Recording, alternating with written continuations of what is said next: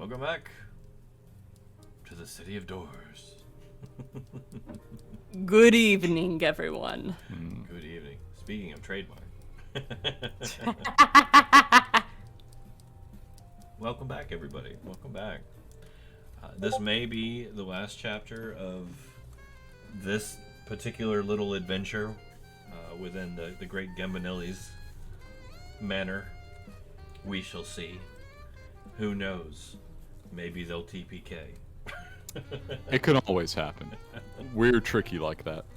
5 ones in a row, I think the game just ends.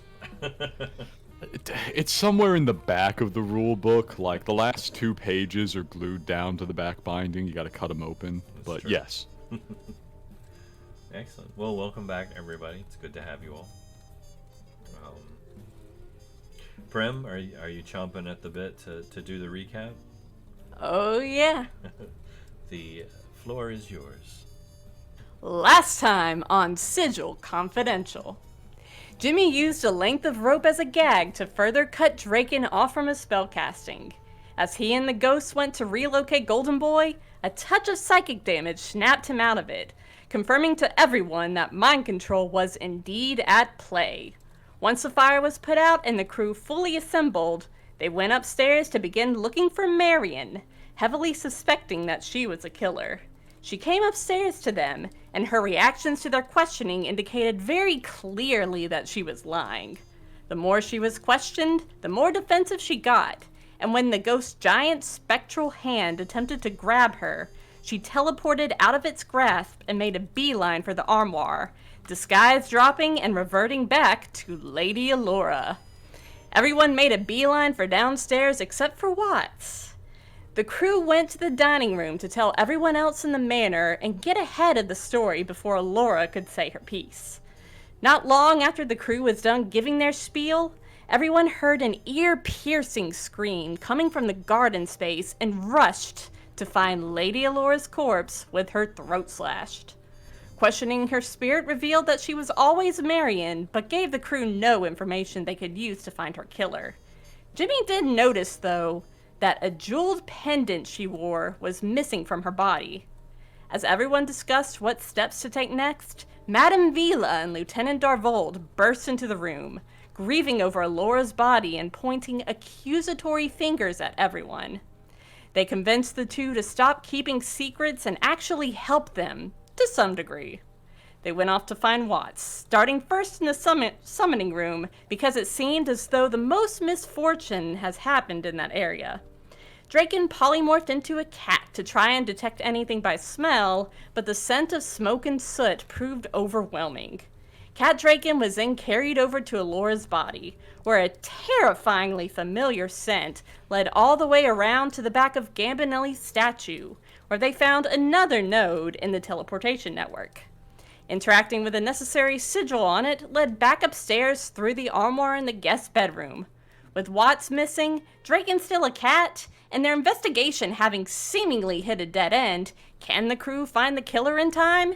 Stick around and find out as our session begins now. Bravo.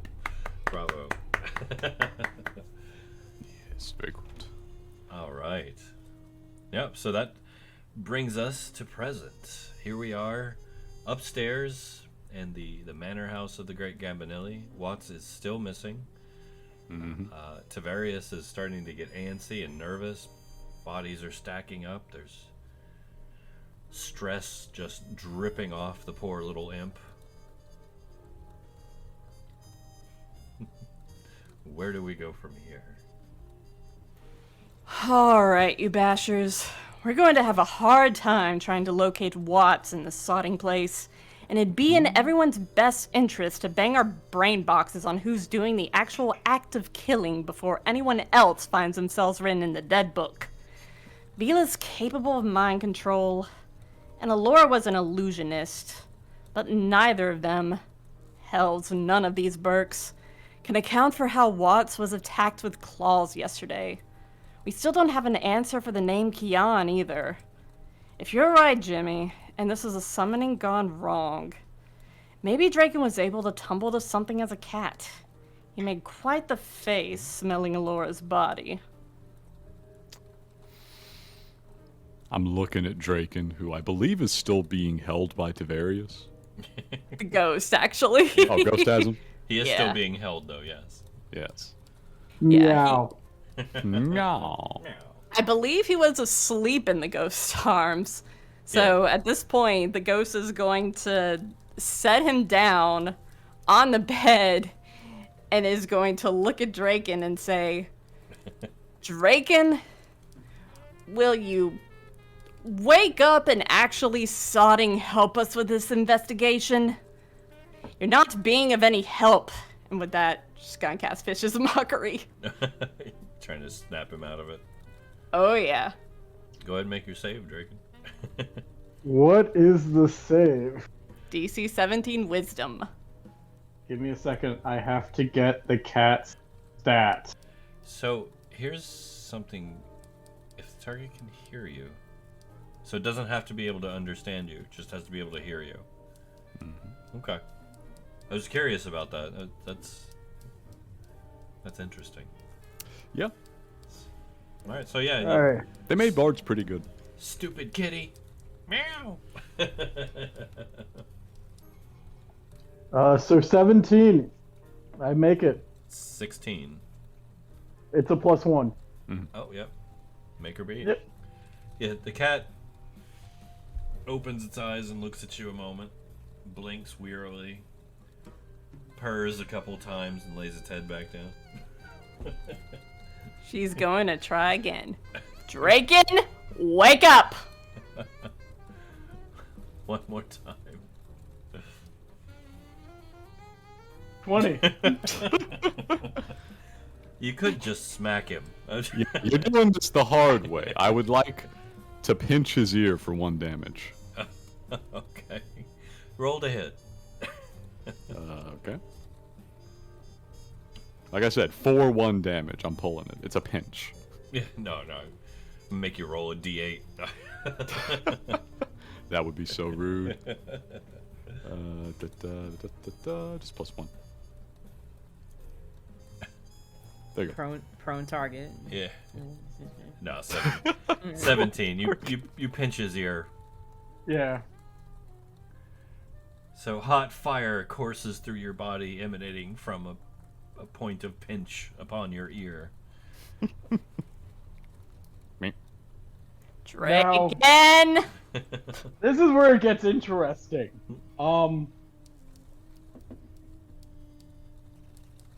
She's casting it one more time. Do I... The spell states until I, choose to come back, or I take enough hit points to basically drop me to 0. A cat has more than 1 hit point. Yes. Yeah, pretty sure. That was to wake you up. Jimmy doesn't think you're mind controlled. He thinks you're a cat. Oh. Yeah, he's trying to wake you up. I think Ghost is trying to bring you out. Yeah, Yeah. she is. Yeah. Alright, meow. She cast it one more time, so make another. Yep, that one finally comes through, and I take 8. 8 psychic So- damage, and that will rip the hair off of you. And probably turn you inside out and back into Draken. I lose 7.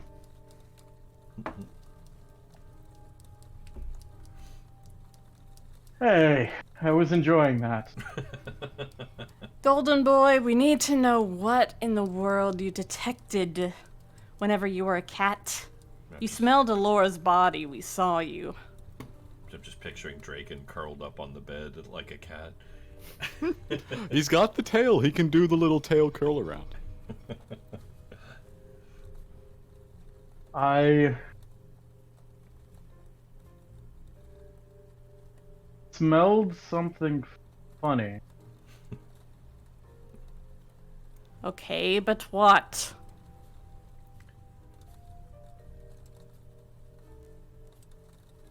I don't know.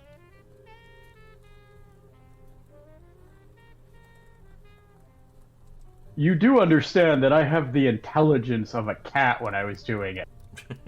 So, But now do you not have the memory with your own intelligence. So I could only frame it in a cat.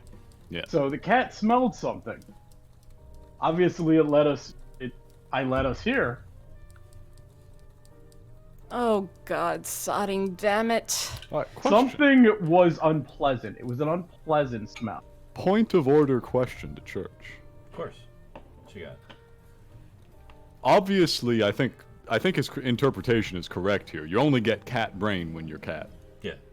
But now that he is full-grown hominid again, can he re-examine a memory of cat times and come up with more interpretation? How do you feel about that? It's a complicated area because a cat navigates through life using its olfactory sense very heavily. And I think a lot of that is going to be us estimating what that experience is like because we have no way of knowing. Indeed.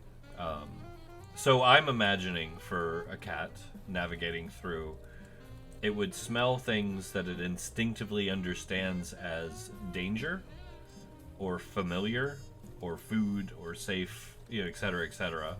They're very baseline associations. So in that regard, it would be a sharp, get the hell out of here danger smell. With a familiar touch to it. Familiar in a feline sense. Ha! Out of character. Ha!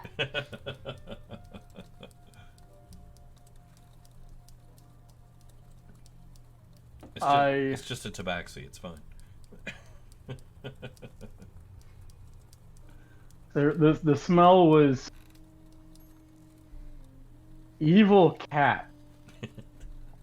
Perfect. And can I make a check to see if that would ring a bell in my head? Evil cat? Yes. You are welcome to. What do you think you would want to roll? Like, tell me the angle you're going at here. Evil, like... I'm thinking fiendish? Arcana. Because evil cat and summoner leads me to think something. Because there's multiple ways you could approach this academically, let's say. So you would ponder the arcane ramifications of this. I also think that is Draken's experience, so that's his frame of reference. Of course. If it's a natural creature, he's not going to have any idea. Arcane, he might be able to come up with something. If it's natural, he's going to be like, it's a big cat with evil. But yes. It's an evil tabaxi.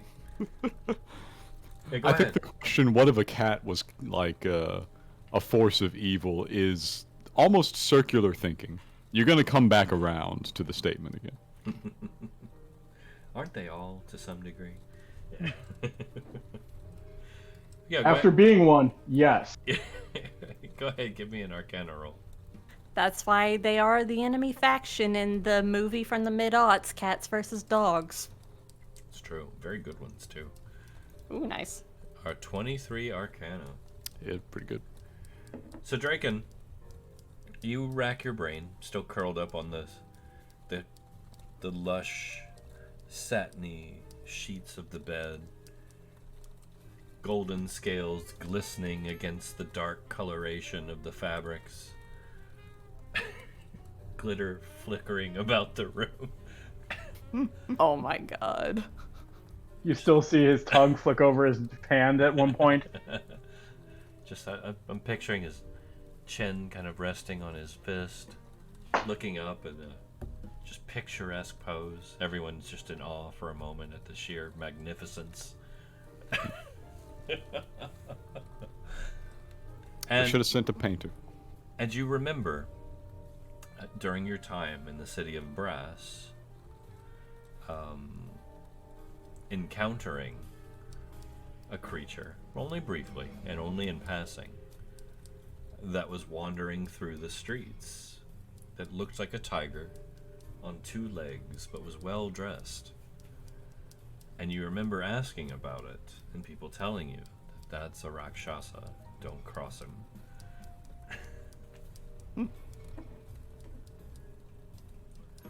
You don't know a whole lot about them, but I will give you that. Yeah, that's kind of where your brain's going.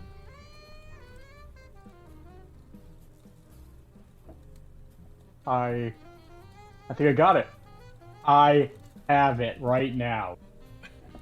All right. All Ren right. raises an eyebrow.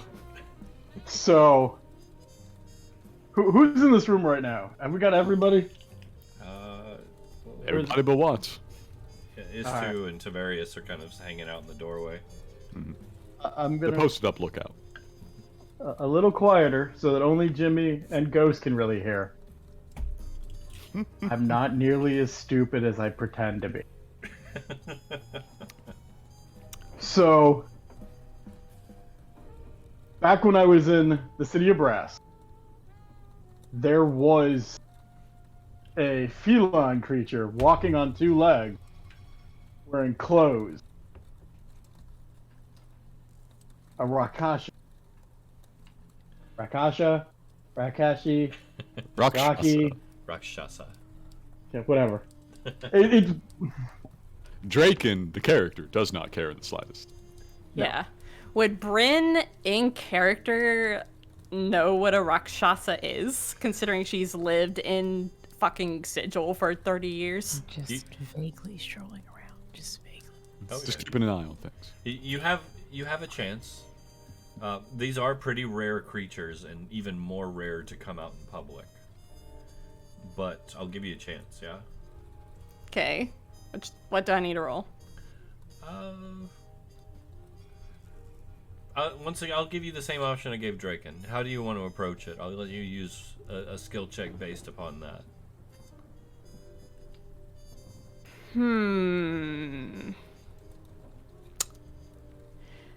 Considering that whenever she's not doing her business, she's usually in disguise, shapeshifted, sort of mingling with people around. So I feel like she would have picked up some chant just from listening to people talk around the cage. Like, you know, people who... And probably she's listened to someone who would have seen one or heard of one and talk about it. So what would you want me to roll for, like, social knowledge? History? History. Yeah, let's go with history. That sounds good. See how well she remembers. Because you've been around a while and listened to a lot of stories, so... Yeah. You're kind of, Okay. there you go. So yeah, you would have heard of these creatures too. Once again, details are scarce because they are very rare and very well hidden. They don't, prance about in public too often. You would understand that they are very powerful. And since you are a Sigilian, patent pending, you would also know one other thing that Draken doesn't. That this is definitely a fiend of some type. Ah, yes. I've heard of Rakshasas from around. Big, bipedal tiger creatures. They are fiends. All right. I guess I could say it feels nice to be vindicated, but it don't. He's walking off this way with a purpose, and as he walks, he says back over his shoulder, "How do they take to stabbing?" That's something, That I unfortunately, don't no one in the room has tried. As you're walking here, back Yes. here, coming out of the room. I'll rewind. That's fine. You see Watts in the hallway, the end of the stairs, leaned groggily up against the wall, holding her head in one hand, looking dazed. Jimmy looks, and long time con artist that he was, his instinct is instantly, that's an illusion. So I would like to make a perception check against it first. Okay. A perception check to see if it's a illusion, you said? Yes, Okay. exactly. All right. 25. I mean, it looks like Watts. I think illusion detecting is insight. Oh, do you want me to insight check instead? Well, I mean, is it? Just so we get the right skill here. Yeah. Investigation. Oh, I got that too. No, I have no doubt. Yeah, it's still pretty good. Okay. It looks like Watts. Okay. Jimmy is going to continue with his original goal he was going for here, but as he passes, he'll say, Ghost, Draken, Watts is down there. Can you secure? And he takes Jimmy, more steps. if we Tiberius might be a good person to talk to about this thing. That's true, Seems- but that doesn't interrupt him. Jimmy's going for the sword. Oh, you're going for the sword. Uh-oh. Yes. Okay. Alright. Alright.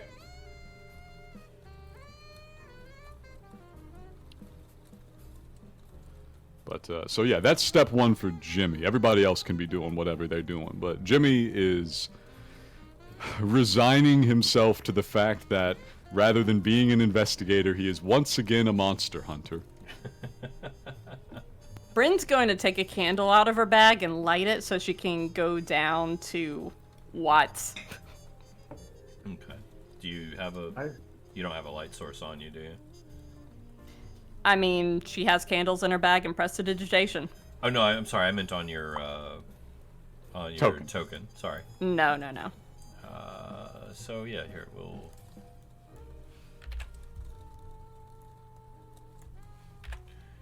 There you go. Candle light. There you go. And she is going to motion for Draken to follow her. I will back her up. Okay. Miss New is pretending to take notes. Have you been pretending this whole time? Did you roll perception to see if I was? I didn't. So she is going to walk up to Watts, You and right. she is going to put her hand on Watts's arm. I'm gonna try to stop you before you do that. I love it. Always con your vantage. Check the doors as you pass. She is. I am going.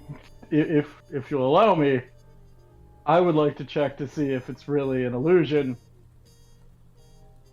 Okay. with a firebolt. I am just gonna throw a spell at it. You're gonna That's a maybe dying party member. hit Watts with a firebolt. It's a cantrip, and yes, yes I am. All right. That is. Draken is now the pyro from Team Fortress 2. Spy check. Let me see here. Let me pull up her sheet. Okay. Spy check. Damn! You I am stronger than I realized. it glances off of her armor and scorches a section of wall, which immediately begins to burn. Substantially. Yes. Watts looks up, kind of shocked and confused, and looks at her armor where it hit, and up at the wall, and then looks at you, Draken, and like holds her hands up and shrugs, like, "What the hell?" Bryn's going to prestidigitation that fire away before it gets too big, and now she's going to reach out and grab both of Watts's arms and be like, "Are you okay, small human?" Is she small? I thought she was big.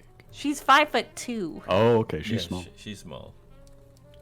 It's real. It's a real, and I'm also at the same time trying to press the digitation.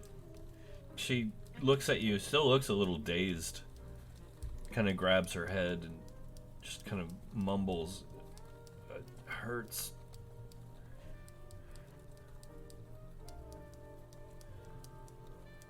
Do you remember anything about what happened? No, it happened quick. Came from behind. Oh, my head is ringing. Why did you try to burn me? Draken wanted to see if you were an illusion. If this was an illusion that way, because we've been dealing with so many sodding illusions while we've been here. I mean, maybe less fire. I mean, you're That's not an what- illusion, and if you were, would have found it out.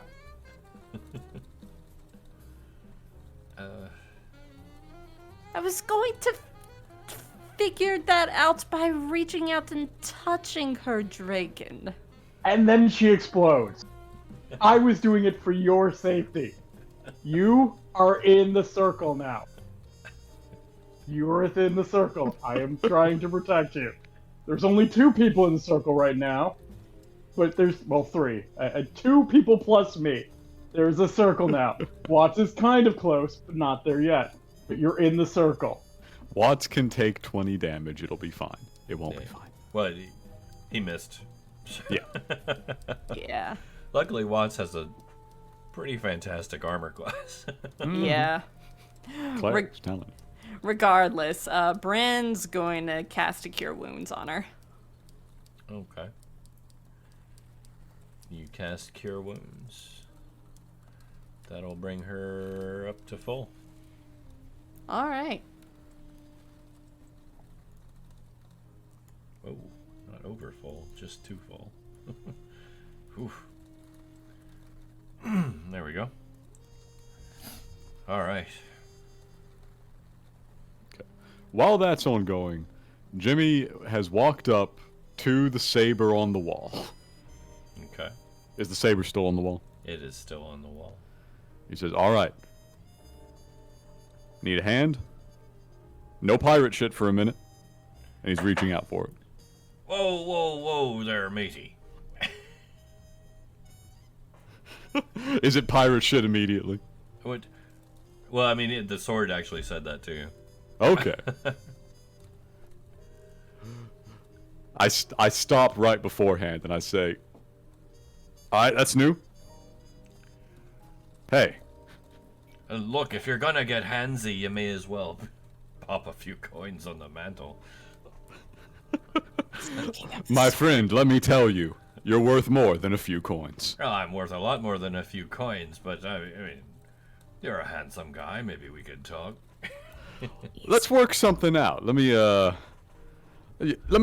talk to you here. I could use a little more stabbing power. He's picking up the sword again. Yes. Yes, I am. Okay, I'm gonna write that down. Okay, But for real? Is that worth noting? pick the sword up again. Again. Got it. You look like you've been up there a while. I bet you're probably itching for a fight at this point. This is fine. I mean, this is,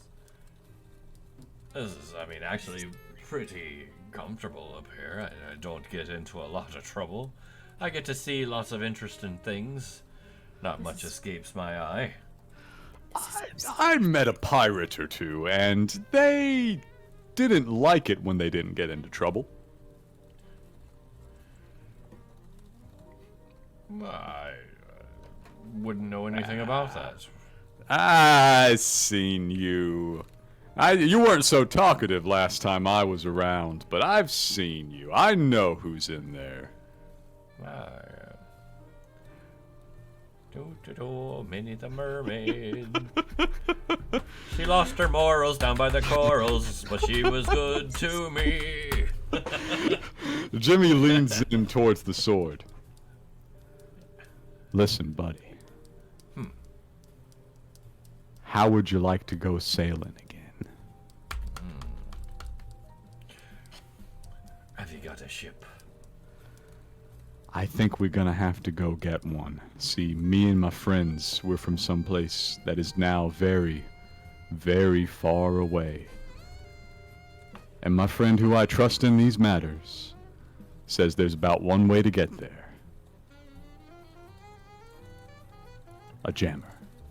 Arr. Now you're speaking me language. I happen to have entered into a deal with the master of the house. And it looks like that's going to require me to kill something called a Rakshasa. How would you like to come along for the trip? Well, now I'm not just gonna let anybody stiff their little fingers into me bucket, as it were. As I said, you seem like a handsome enough devil, but I mean, you've barely bought me a drink. My good friend, I assure you, a man of some distinction. Me and my crew, why we've escaped a dying world. I personally, with these hands, have slain a god. And also, Jimmy owns a brewery, so. A jammer. He's bragging about it, but I'm not allowed to put it on business card. So he can't. So Jimmy can not only buy him a drink, he can make him a drink. Yes. Literally. See, you're gonna have to put up with a lot if I come with you. Not everybody can deal with my particular brand of humor. I got a good friend whose brand of humor is fireballs Sure. and glitter. Yeah, but does your friend... You could almost swear that the sword seems like it's looking around the room to see who's listening. And leaning in. Yeah, like if it could, it would. This is, you get this sense that it's doing this. It's tilting towards me on the rack. Does your friend know the name of Moby Dick's father? Jimmy leans in. I feel like you do. Lean in closer, I'll tell you. I lean. I'm right up there. It's Papa Boner!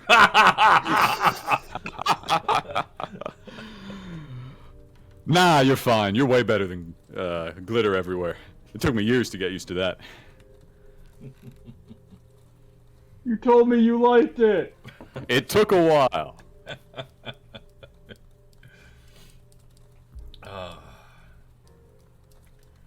Alright, so... You want to pull me down off the wall, bring me into harm's way, take me out, spelljamming once again into the great shining ether of the phlogiston. Yes, yes, and yes. You've got me curious. Now, you say you're here to, what, avenge the death of the man of the house? Well, once you're dead, you don't count as the man of the house anymore. Myself excepted, sadly. The man of the house back over there, he's a little short in stature, but he's got a big heart. Oh, you're talking about the imp. Yeah, that's the one.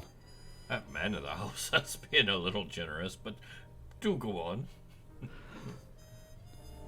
He brought us round, ostensibly, to investigate a murder.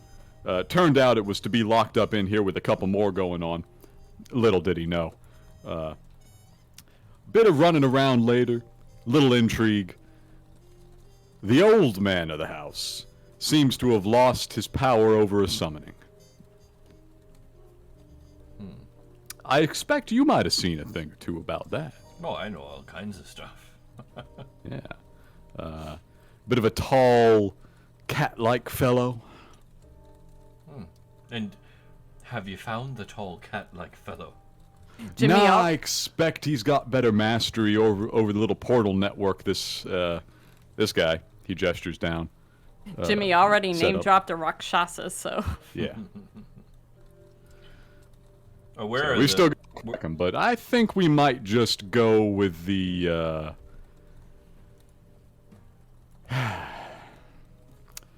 we might just go with the heavy-handed approach, if I'm being honest with you. Are the other the three of you still hanging in the hallway as this is going on? Okay, so I put in chat that Bryn actually suggested let's head back. let's head back to Jimmy. So Yeah. Well, go ahead. Drake, move your Drake token. can follow? Yep, Draken's going with. We're heading back to Jimmy because I also want to talk to Tiberius. As this conversation is happening between whatever this sword is and this dude who claims to do some stuff, Ace 2 is writing in their notes, writing, which air quotes, to death, please. Is Papa Boner Dick related to Lady Aloria or any of the other dead humanoids?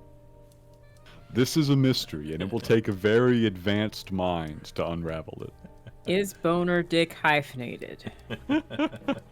Are you asking this or just writing it? They're writing it, I think. These and other questions need to be answered. Like, what the heck? So is this an adoption? What is happening? As Ghost and Draken and Watts walk in, the sword, now that it's center stage,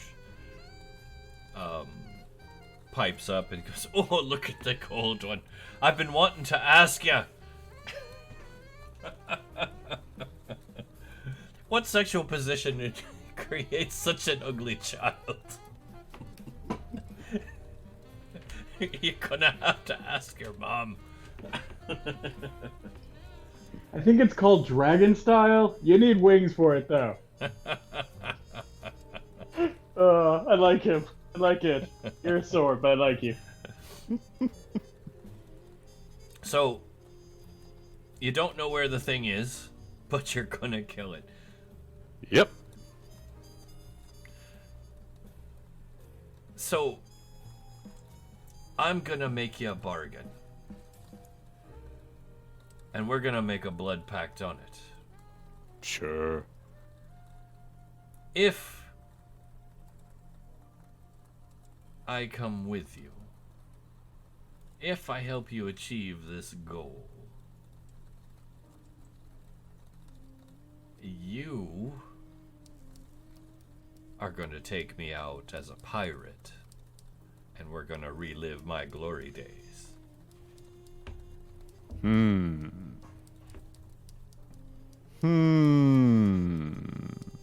Jimmy's not going aloud. That's internal. What Jimmy does do is he scrunches his mouth up a little bit to the side. Got any particular requests?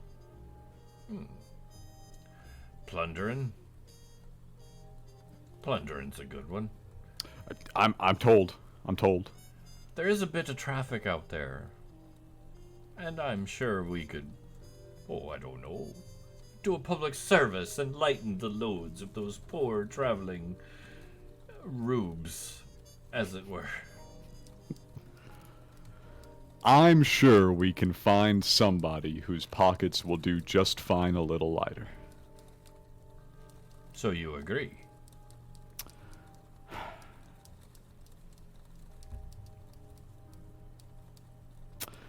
Somehow I find myself drawn back and back into the old business.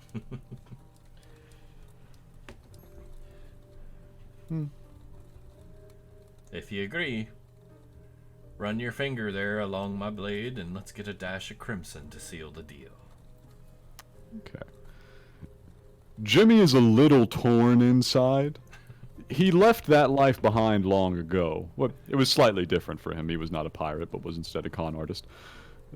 Fundamentally, though, you're still ripping people off. Just a little more physical. Yes.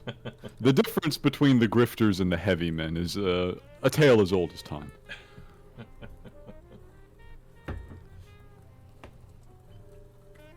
The thought of Cairn, though. The thought of Cairn. The thought of Cairn. Jimmy.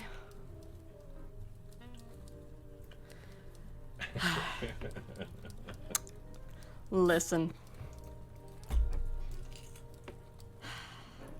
Something that not lots of people know about me, but I have quite the interest in spell jamming myself.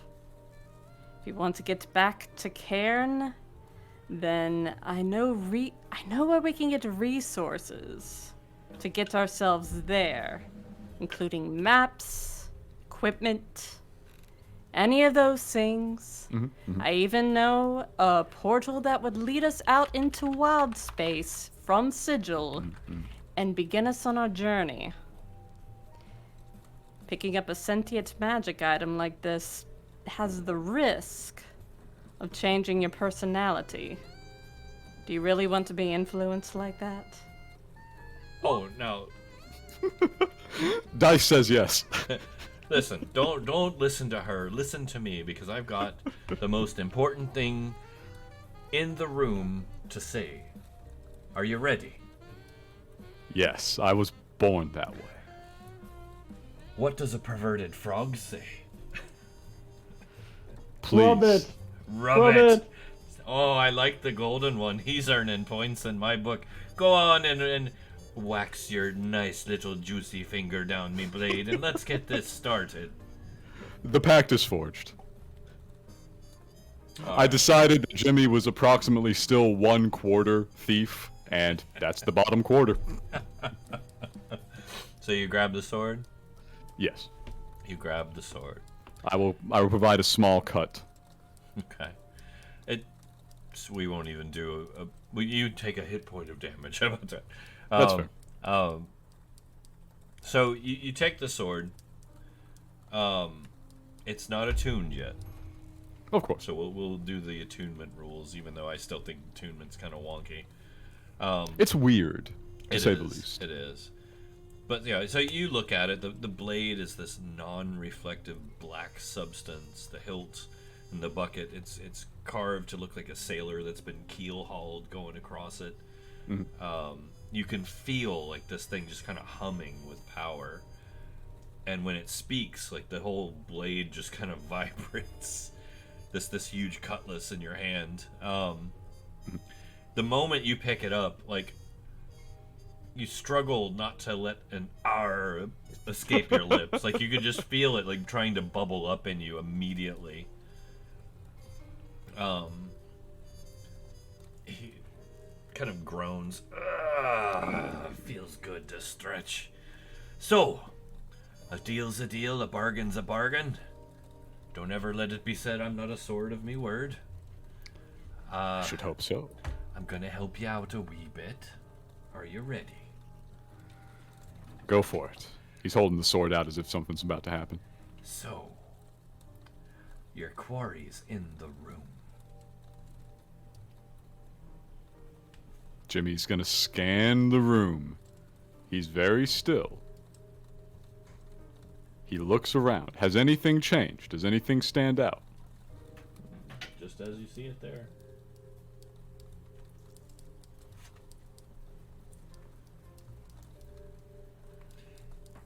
Visually, without moving yet.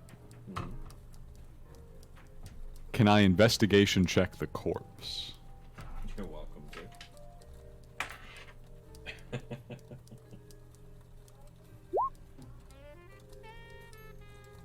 Aside from the fact it's starting to get a little bit yucky, it's just a corpse. Okay.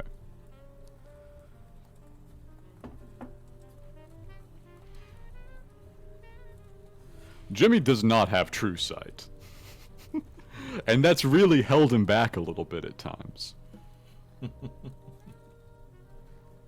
I'm gonna make a perception check, I guess.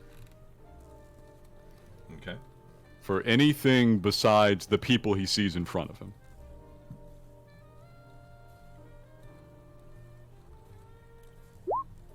It's pretty good. Jeez. That is pretty good.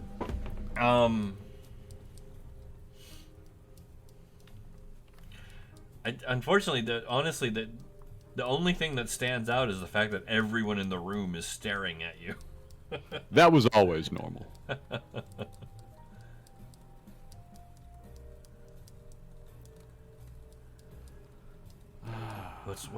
What's wrong there? Not seeing it. I look up. Looking up is always a good bet. Nothing. Nothing. Still not says, seeing it. I'm really hoping it's not, he says to the sword. Oh, this doesn't bode well, does it? Oh, No, my small doesn't. human. Could you pull out your lantern? My lantern. I think Ghost is talking to Watts. Watts. Yeah, no, that was Watts' response. Okay. Yes, your lantern from yesterday. Your special one. She starts kind of patting around. I must have lost it.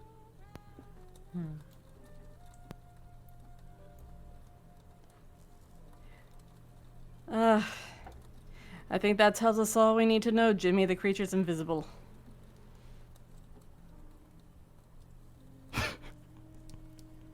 With a 30 perception, I feel like if something's invisible but doing anything at all, I might have noticed. It's very likely, yeah. But Jimmy's looking at Tavarius and Watts.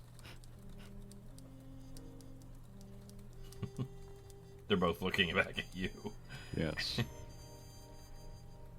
He says, Watts, where did we find you? In the hall. No, before that.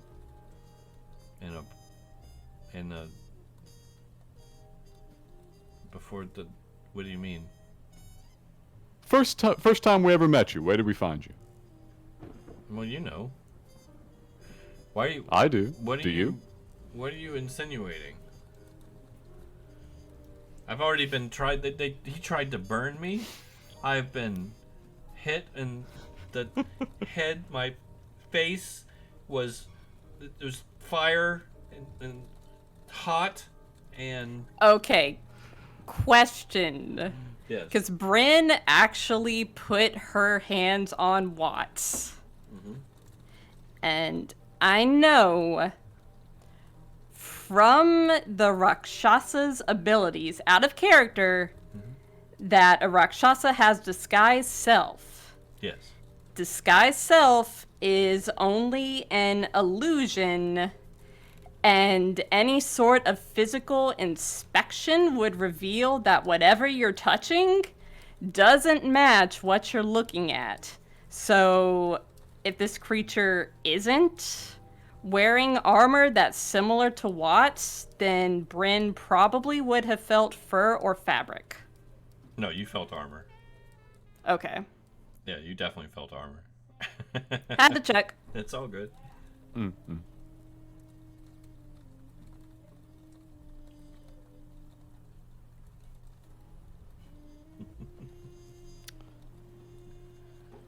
Anyways, Jimmy was still looking for an answer out of Watts.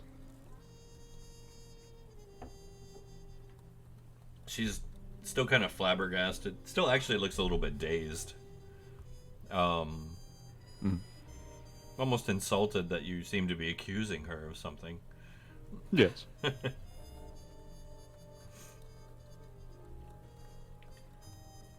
You found me in that place, in that room. I think Bryn is going to grab Watts' hand and just be like, and just say, "Oh, just answer us, darling." Does Bryn feel anything with her hand? Just the cold metal of her gauntlet. Oh, really? Because I think that hand would feel a little bit odd if, if what we think is happening is actually happening. If this was a disguised self, then yes. Okay. She continues to look at you guys, confused. Mm-hmm.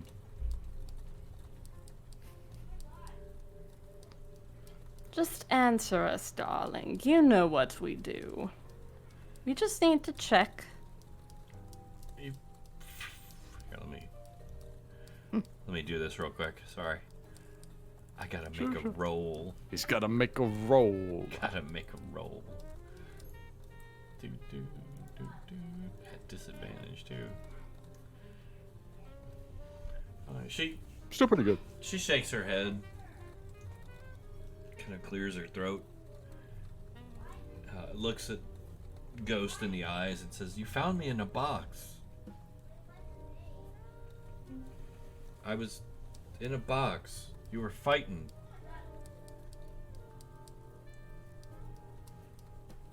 I still don't know where I am. Jimmy goes, yeah, that checks out. But Jimmy, we weren't fighting. She was underneath the floor, not in a box.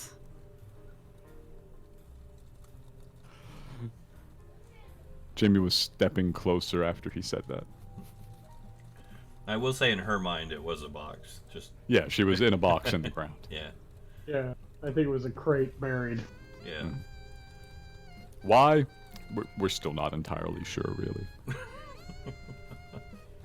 Riddles within riddles. Riddles within riddles. Indeed.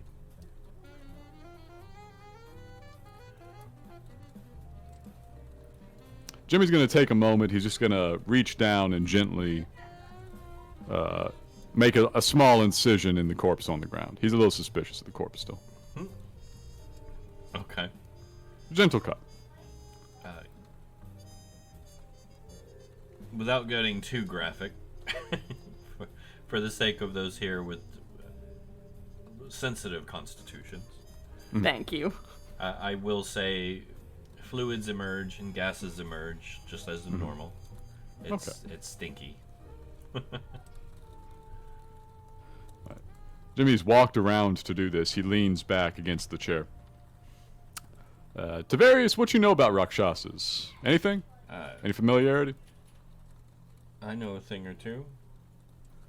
Thing or two. What you got for us? Fill us in. We got work to do. I know you don't want to tangle with one. I kind of figured from all the corpses. Well, I mean, it's not that. It's just they're smarter than you are. It's not exactly a unique condition. I got my talents, but I'm not out here winning any contests for smarts. You got me now, though. Ha ha ha, says the sword. And when stand-up night comes around, I'm telling you, we'll knock 'em dead. Speaking of, I got another one for you. You ready? Sure. He holds the sword out so everybody can appreciate. He's still scanning the room. When the brothel closes, what's the sign say they put out front? What does the sign say? He's looking at everybody. Beat it, we're closed. That is good. So who is it? What is your name, Sword? So I can refer to you, because it feels really rude to call you Sword. You know, I think I'm gonna take the name of me former. Just call me Blackjammer. Hey, Blackjammer, who's the creature? He's a bit more straightforward than I am. Oh, you're coming right out with it, are you? Yeah, I don't know what's going on. Who is it? Well, Please? it just seems so easy.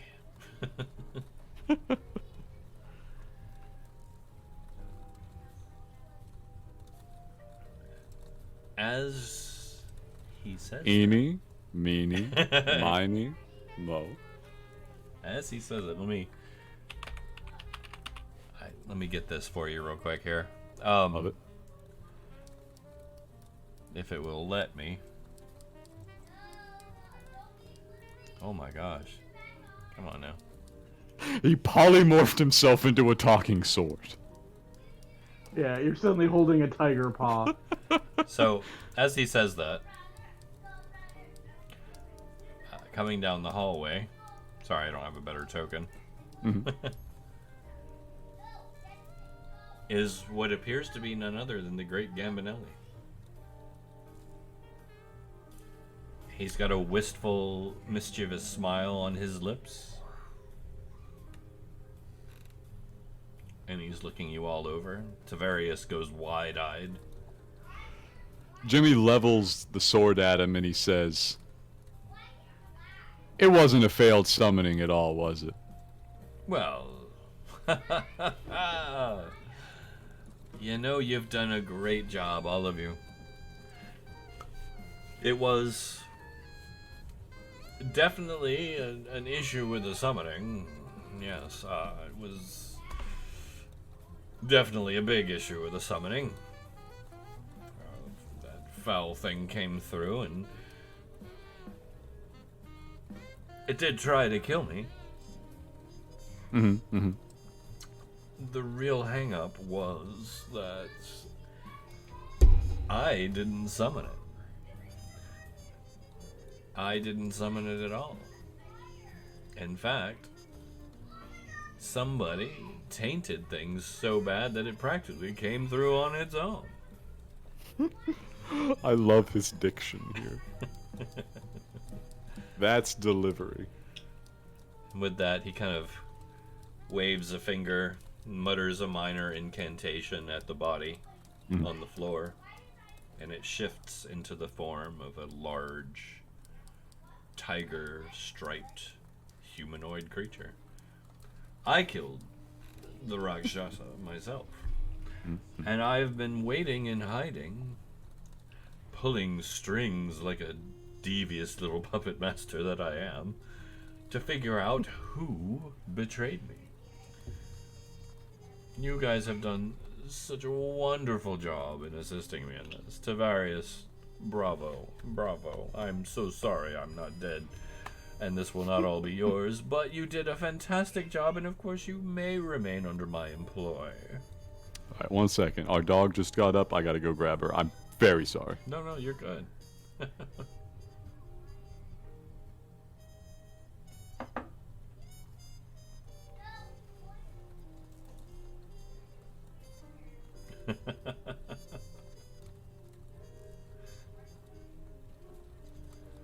Dog acquired. She is in Jacob's lap. All good. Yes. If I don't walk her immediately, we're both gonna pay the price over here. I hate to interrupt him mid-stride, but can we take our small union break? I'm okay with that. Doggies are important. All right, I'll be right back. Yeah, we will be right back, ladies and gentlemen, after this word from our sponsors with the exciting second half of our adventure.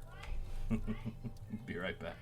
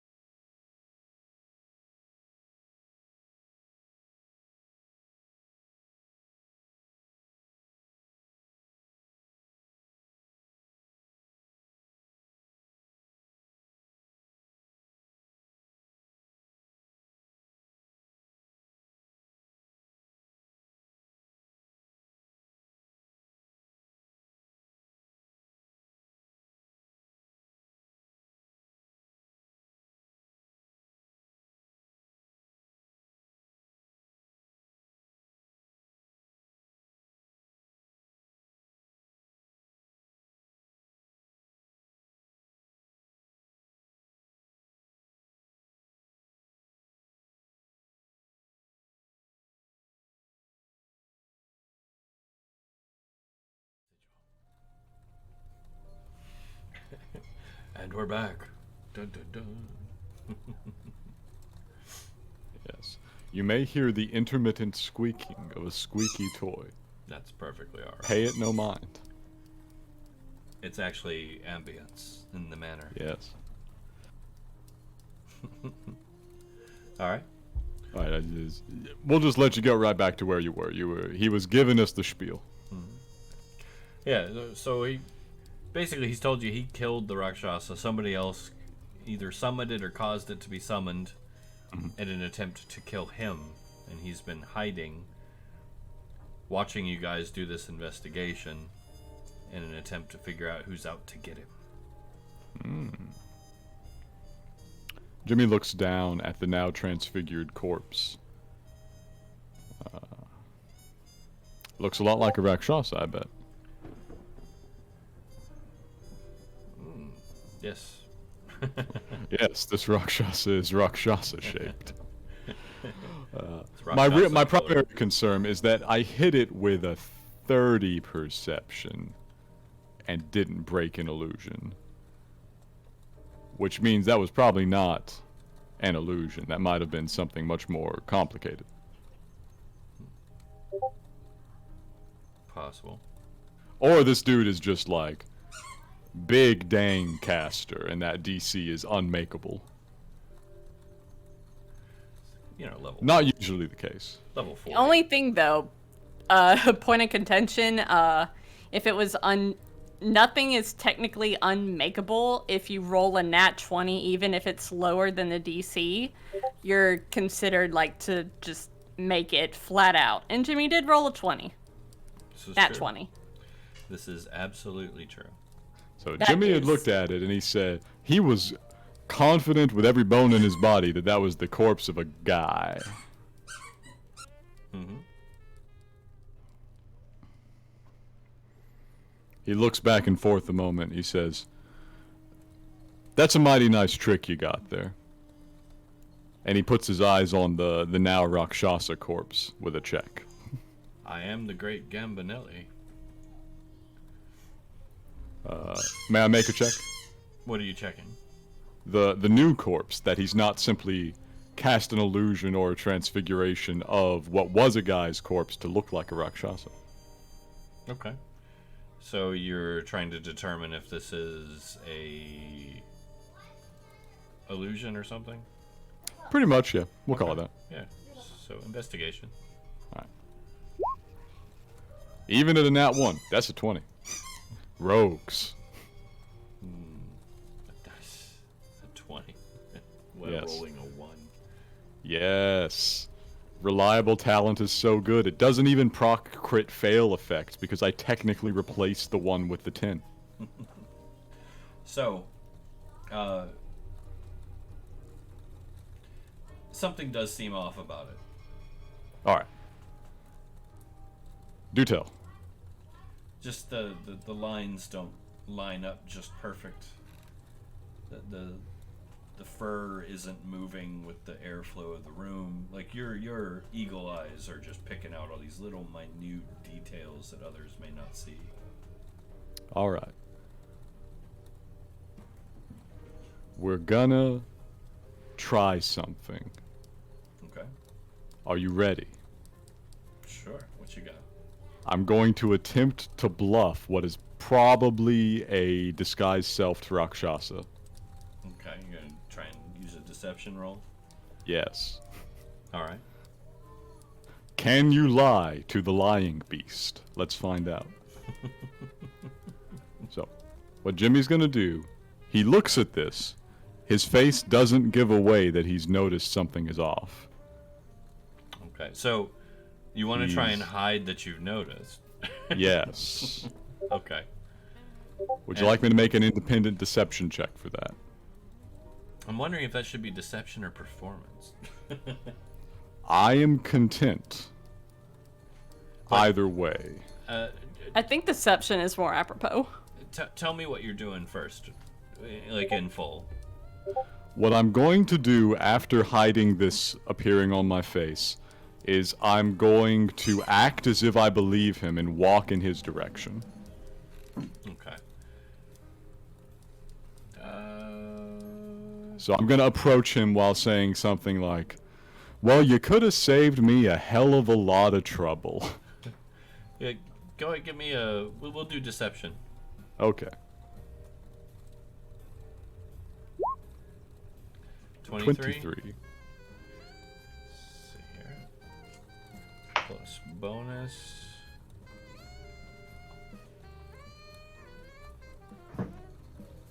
Okay. He doesn't seem to act any differently. Okay. So, I approach and I'm going, "Well, you could have saved me a hell of a lot of trouble." And when I get here, I stab him. Okay, you're gonna try and stab him. Yes. All right. With I've got the Black Jammer's cutlass out. I don't know what its plus is. okay. For you, it's just a +2 sword All right, that's acceptable. I have right now. the since it's stalwart not wall, attuned. but I didn't have it drawn, so I couldn't. You know, I can't draw another weapon and bluff a Rakshasa. Yeah, no, that's fine. What's its dice? What's its damage dice? It's a cutlass. I believe it's a D8. Let me look real quick. Cutlass 1D8. Yeah, 1D8 All right. slashing. All right. So 1d8 dex 2. Am I proficient in this? I suppose so. It would technically just be a short sword, probably. Technically, yeah, no. It's a cutlass. You should be. It's a proficient. cutlass. I ought to be proficient in that. All right, let's see if this works right. Yeah, looks like it works fine. 24 to hit. Okay. So yeah, no, that you definitely hit. So you stab out. The blade sinks into him, Mhm. and he reels back, grabbing the wound. And the illusion fades away. Standing before you is a very tall humanoid tiger, wearing a pointed hat and just like silks and fineries.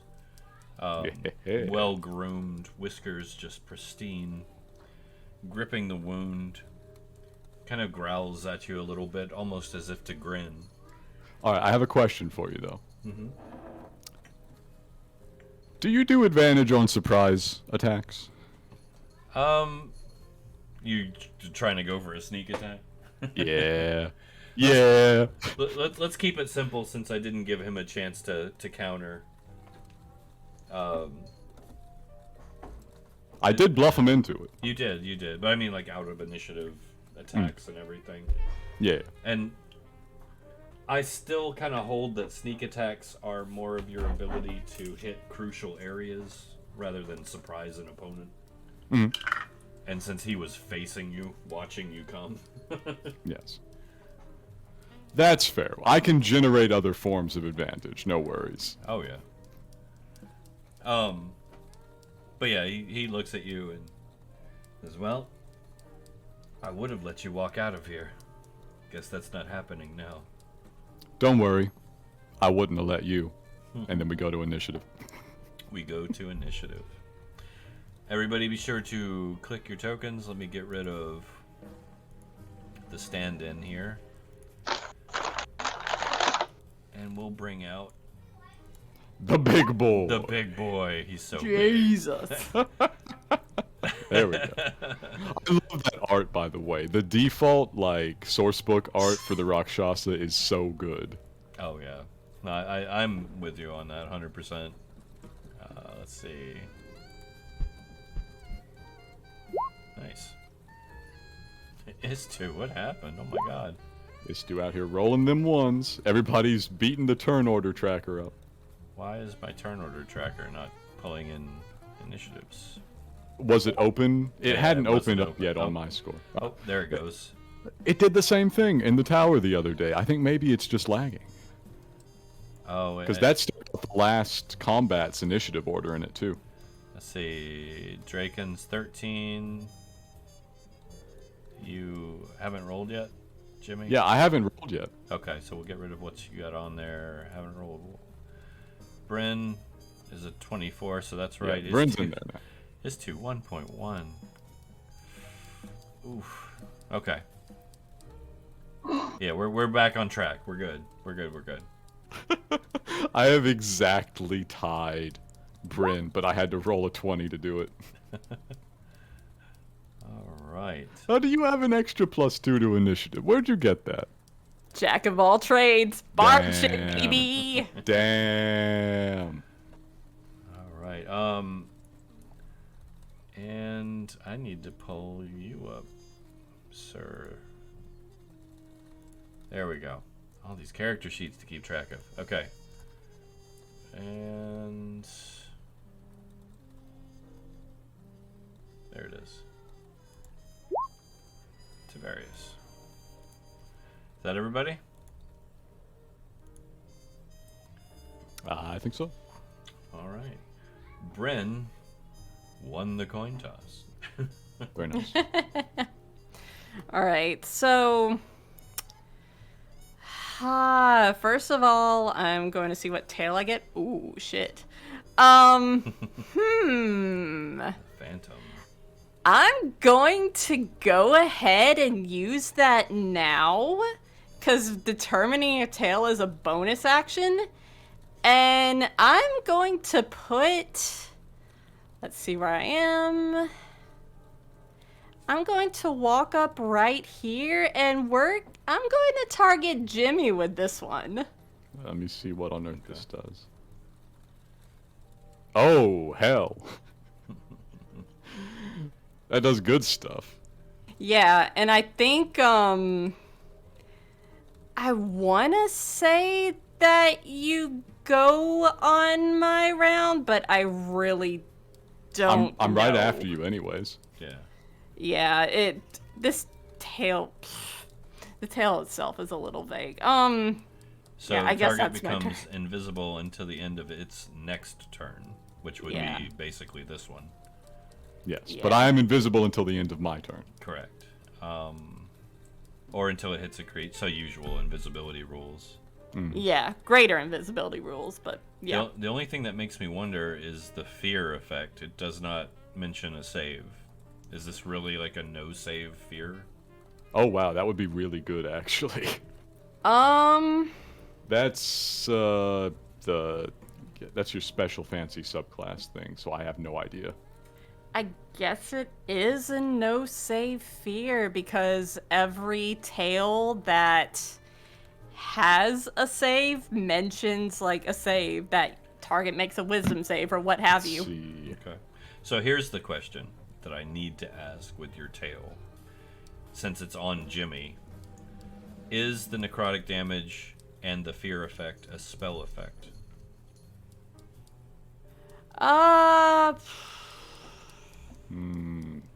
That's a good question. That's a really tricky question.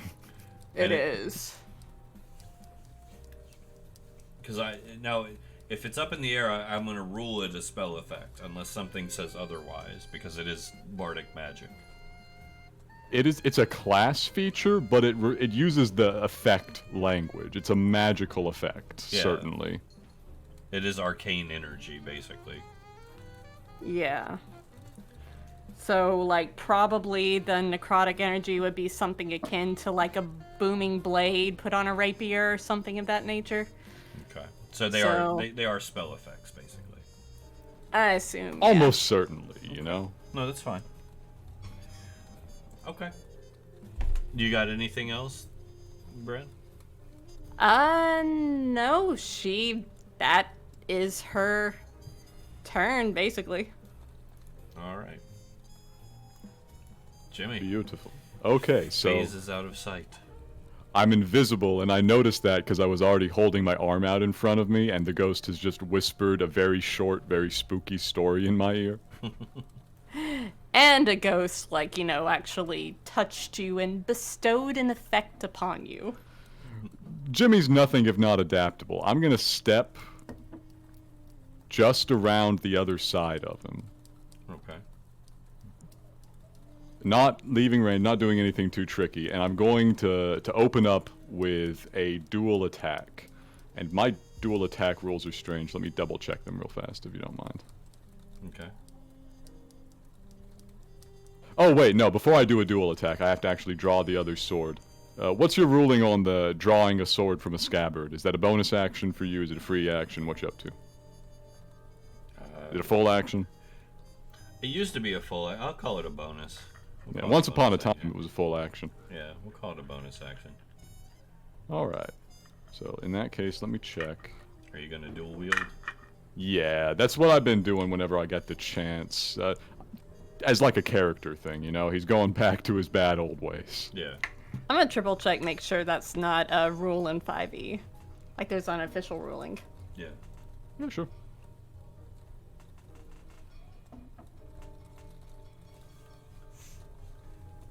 Are you? What are you pulling out? Was it the stalwart wall? Yes, the stalwart wall is in the other hand now.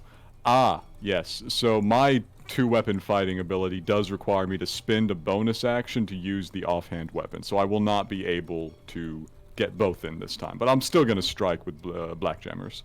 Okay. Rules as written, it's a free action. Yeah.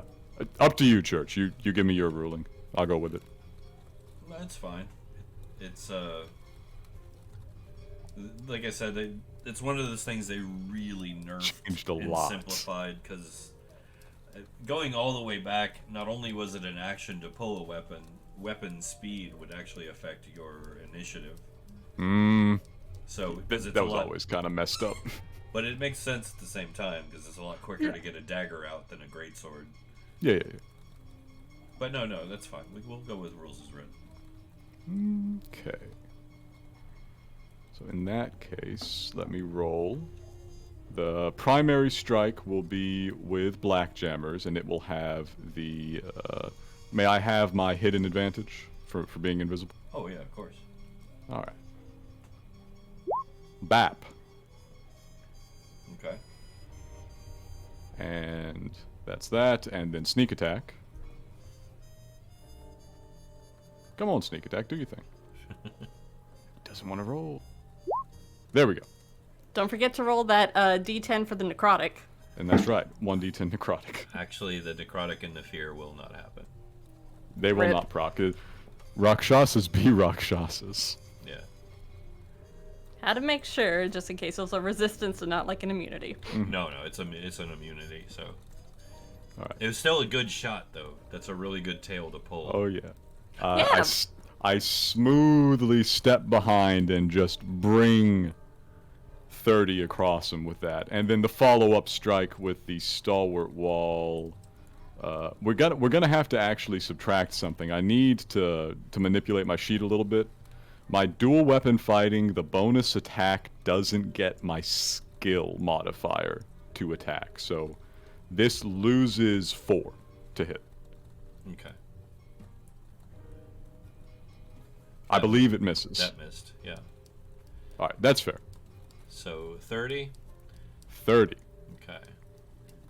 And 12 from the last one. Is that right? I think so. Let me scroll back. So 42 total. Yes. Okay. So let me. I assume both of those weapons are slashing damage. Nah, stalwart's piercing. Oh. I honestly just I missed with it, but Oh, rip. yeah, I assume the cutlass is slashing. That's usually cutlasses. What is your alignment? My alignment, I'm neutral good, or lawful good actually. I have them down as lawful good. Okay. Obviously, if you disagree with that, that's your call. Jimmy has always tried to be fair in his dealings by his own standards. No, I mean your alignment is you. That's your character. Yeah, we'll see how the whole Blackjammer thing plays out, but for the moment, he's still a good guy. All right.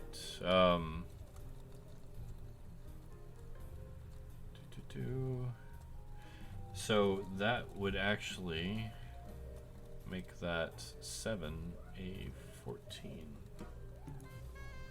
Fancy.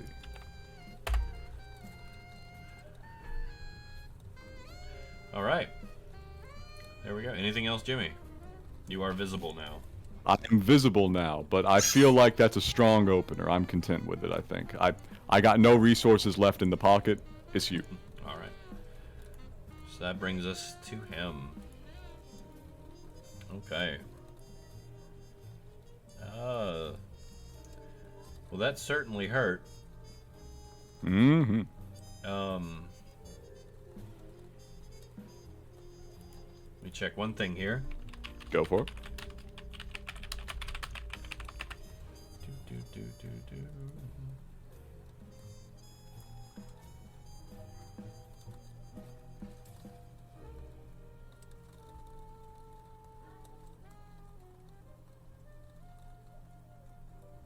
Okay, so they did change that too.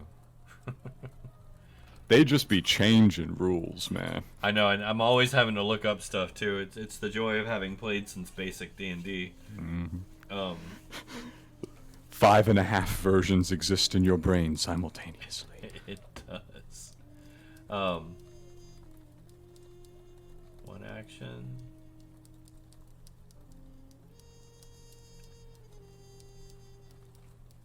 Okay. So yeah, he's going to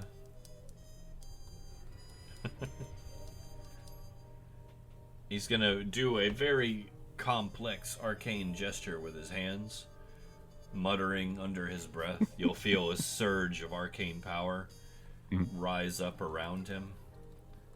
You can feel it, almost like it feels like it tries to lift you off your feet. Now, I haven't acted yet, so I can't use a reaction, right? No.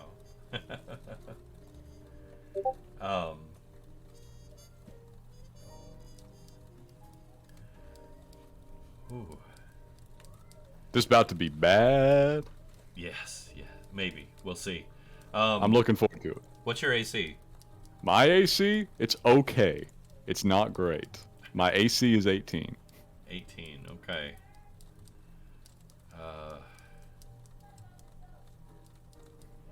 Here we go. 21. Blap.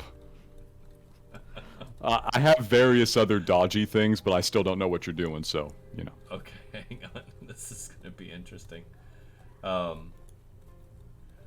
So, I need you to make a charisma save, please. Oh, sure. Oh, no. Oh, no. Can I luck point that? I'm gonna use my hat. We're gonna run that back. Yeah, no, you're fine. You're fine. We're gonna take that from the top, people. We're gonna take that one from the top. Let's see a little bit better on that one. Yes. That's too bad. Stapleton's still looking out for me. He is, and considering what he just tried to do, yeah. Man, I don't want to know. I don't want to know. So yeah, everybody sees Jimmy like shift, like his outline of his physical form shifts for a second, almost like static running through him, as he almost blips out of this plane of existence.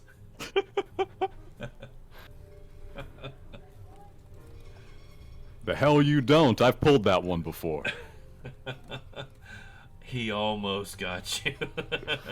Stapleton got me. Stapleton got me every time. Alright, so, I had no idea what you're doing. I did not remember that's a charisma save of all things. that's it for him. He tried to plane shift you out. Said, go! And I said, nah. So close, too. Where was I going? Oh, you were not going somewhere nice. I imagine.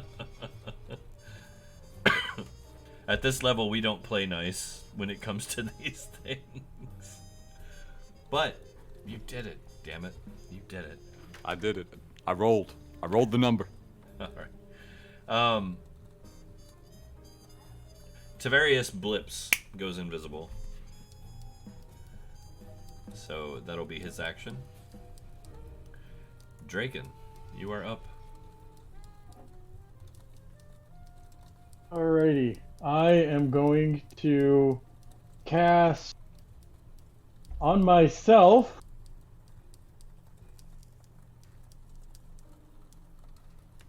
this. Intellect Fortress. Interesting. Yes. No one's Cast taking my mind. Galaxy. he's, I've made you guys so terrified of that now, haven't I? We call have that enough- operant conditioning. We have enough to worry about without me fighting too. Alright. And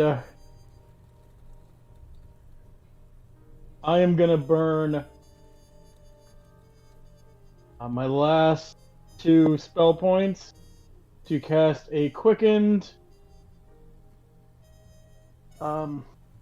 mind spike. Mind Spike? Yeah, Okay. it's only 3rd level, so It will not have an effect. I know. But no, that's good. That's good. That's good roleplay right there. Mm-hmm.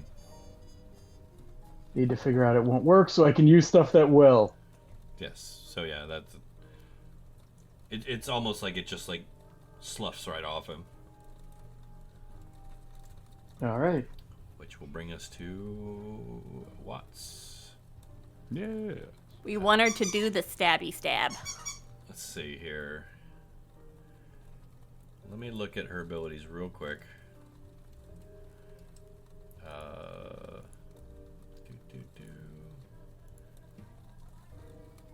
She likes to do with the stabby stab in combat. Yes. And if that spiritual weapon like will do anything, then yeah. We'll see.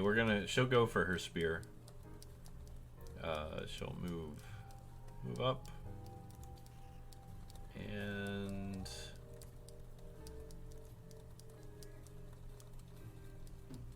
no. She is good aligned. Yes. Did not do very much damage, but it is doubled. So, yeah, there we go. All right. That will take us to Istu. Your turn. What does Istu have in the pocket?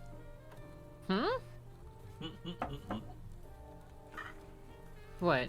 Your turn. What? Unless you would like to. Roleplay in that one initiative. What are we doing? Bruh. If you want Istu, you can, at this point, turn on the party and help the Rakshasa. If you're feeling super evil.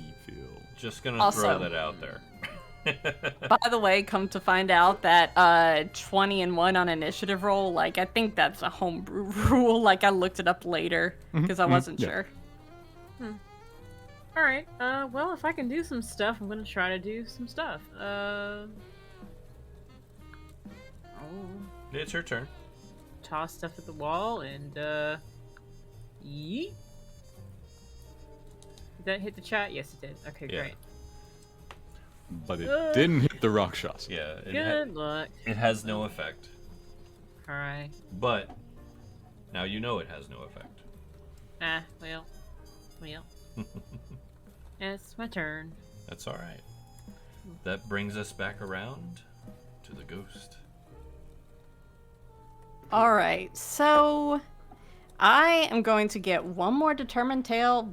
Fuck, that's That ain't gonna do it. yeah, that's a magical effect, and I think she'll know that magical effects don't work against a Rakshasa from watching Jimmy. And everyone So- else. Yeah, and everyone else. So Let's see what I have here. A magic fuck ton of spells.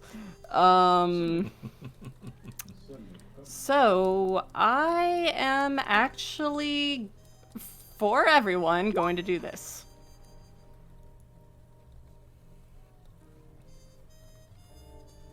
Counter charm. Yeah. You and any They're friendly pretty good. creatures. Oh, excellent. That is pretty good.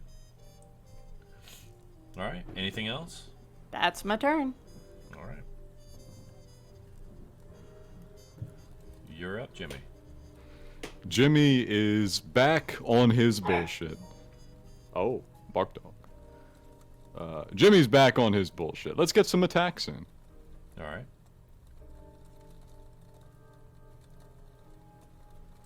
Will that do it? That will hit, yes. All right. And then I'm going to follow it up with a sneak attack because I now have flanking maneuver from Watts. He is distracted enough that I can strike vital areas. It do that. Okay.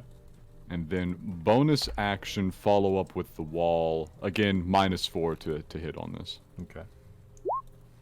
It might do it anyways, though. 21. Yep. So And he's good aligned, so that's 18 pierce damage. Yes, it is. All right. Jimmy is laying in. He is so tired of being a monster hunter. Sadly, he's gotten pretty good at it. He's reeling. Definitely reeling. Let me see here. Do.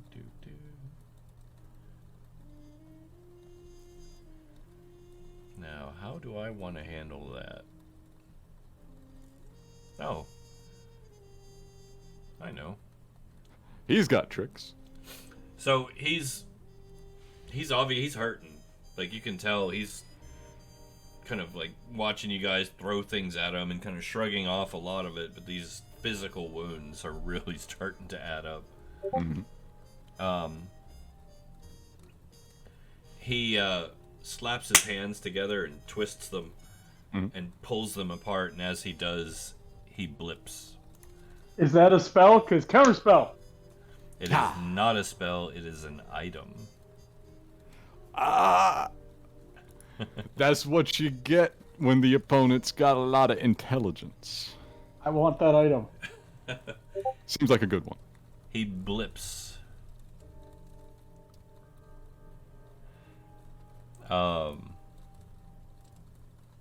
But yeah, that'll be his turn. Tavarius. Mm-hmm.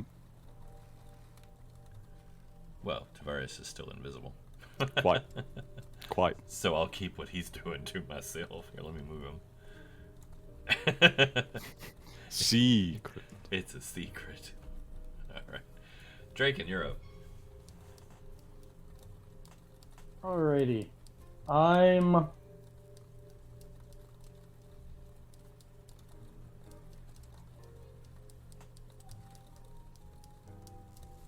gonna hold my action. If I see it, I'm gonna use my Wand of Magic Missile on it. Alright. That will work. Level 6. Which brings us to Vots. She'll hold her action as well. Okay. With her spear. Istu, what about you?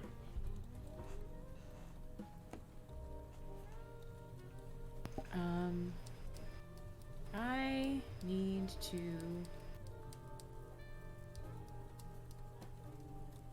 Let me try to find my character sheet. I need to find a strategy here. Because if that didn't work, then what am I gonna do? Like... Don't have fun.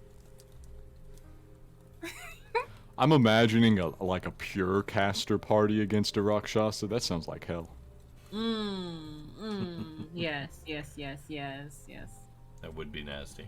Do I Yeah, run gotta- in there with a two-handed quarterstaff and risk this thing reaching out with claws? Well, you can't see it right now. Yeah, doesn't look like he's there right now. I'm just gonna.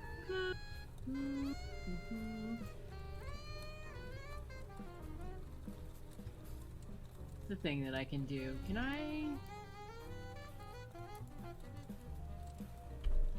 do this?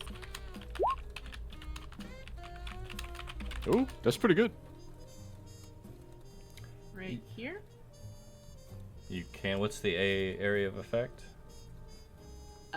One creature, object, or magical effect within range. Of 120 feet, which by my measurements, this is around 30. So you're just gonna hit that spot.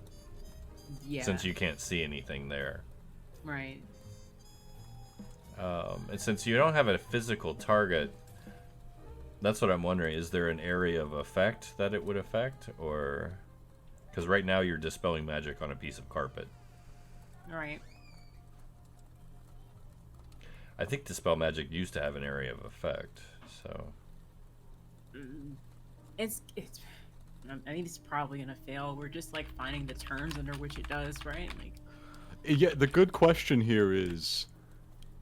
Invisibility is a magical effect, but she doesn't necessarily... No, Istu is the day. My bad.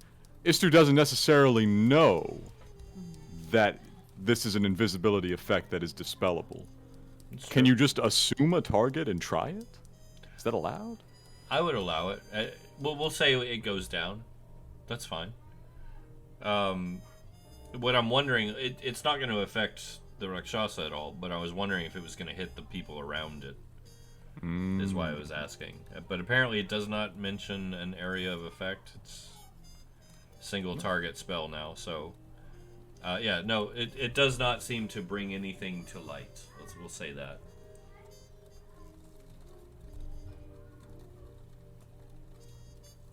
it doesn't seem to bring or doesn't seem to break.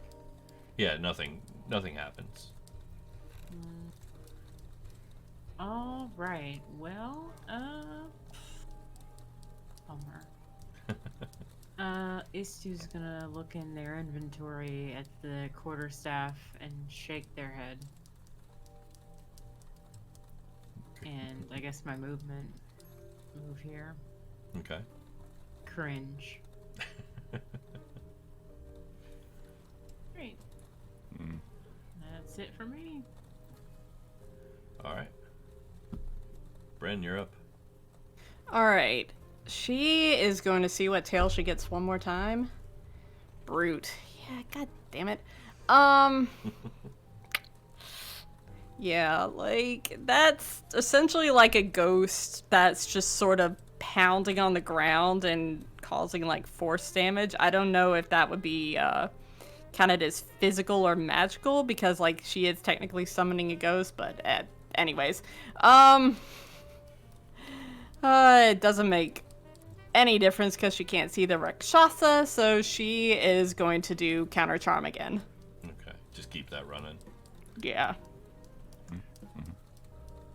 Interesting. Okay. Jimmy, you're up. Jimmy's a very perceptive sort, and he's getting used to fighting casters, much as he would rather not.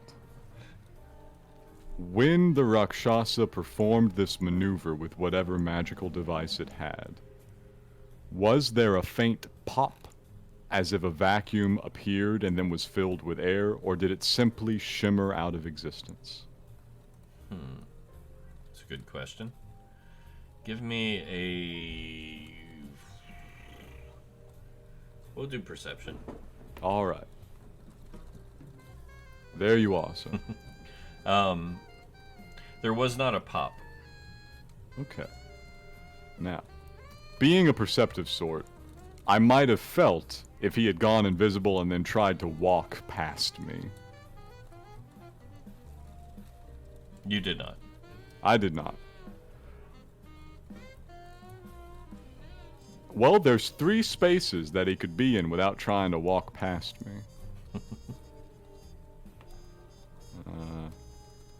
Again, my version of multi-attack is wonky rogue nonsense.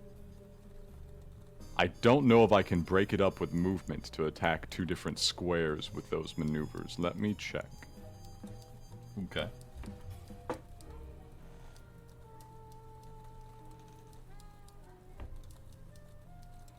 It does not restrict me in this manner. It does not specify. It simply says when I take the attack action, I may use the bonus action to attack with a different light melee weapon. It doesn't say same target. It doesn't say same square. Yeah. Jimmy could just hold his action. Jimmy's a proactive sort. He's not waiting for a Rakshasa to reappear. Fair enough. So Jimmy's gonna lead with the pokey one. Okay. So I would like to strike into the same space at a downward angle so that if it has decided to crouch low and dodge attacks in this manner, it would still strike. Okay, which square? The one that it was in previously. Okay. You whiff. Alright. Now, I will step into that square. Okay. And because it escaping past me now would be bad, I'm going to attack this square next. All right, you whiff as well. Okay, so 1 left. Can I, like, just kick into that square and see if something's there? Which one? On. You can step into it if you want. I can try and step into. I try and step into it. Okay. No. No. All right. That's bad. All right. That's bad. Well, I still have some movement left, so I'm gonna step back then. Okay. There was no pop of air.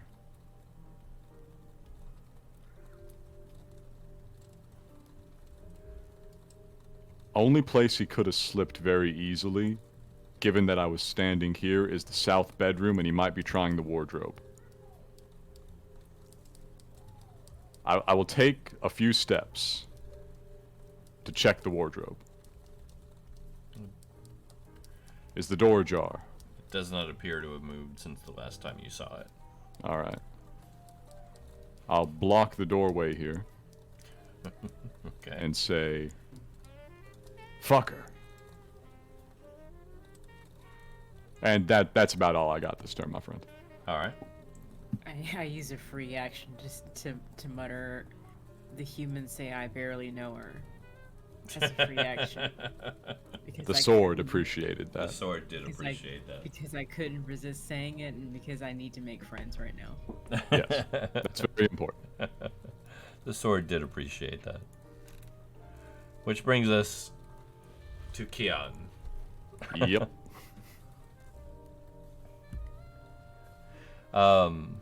He about to hit me with what I hit him with. So sad. Jimmy, Yep. you see Kian poof back into visibility right here. Mhm. Still gripping his wound. He chuckles at you, like almost like a challenge, and dips down the stairs. I was waiting to see if he appeared, so do I get a shot off? You do? Because I did. Alright. And like I said, that is a 6th level magic missile. And 6th level magic missile. Yes. He's capping it out. It hits and does nothing. Doesn't even Alrighty. slow him down.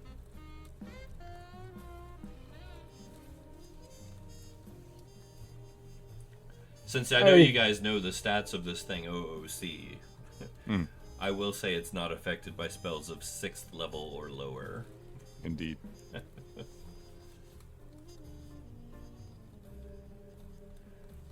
I wouldn't have done it. So, yeah, that was the highest I would have gone with the wand anyway. Yeah, Because if I use all 7, the chance of it breaks, and I use that way too much. it is very special. On just So yeah, use. he chuckles at you like challengingly and just dips down the stairs. Alright. I have a feeling we'll sprint off after him, but initiative happens. All right. Oh, it's Tavarius's turn. Ha ha. All right. Well, he's invisible still. Draken, you're up.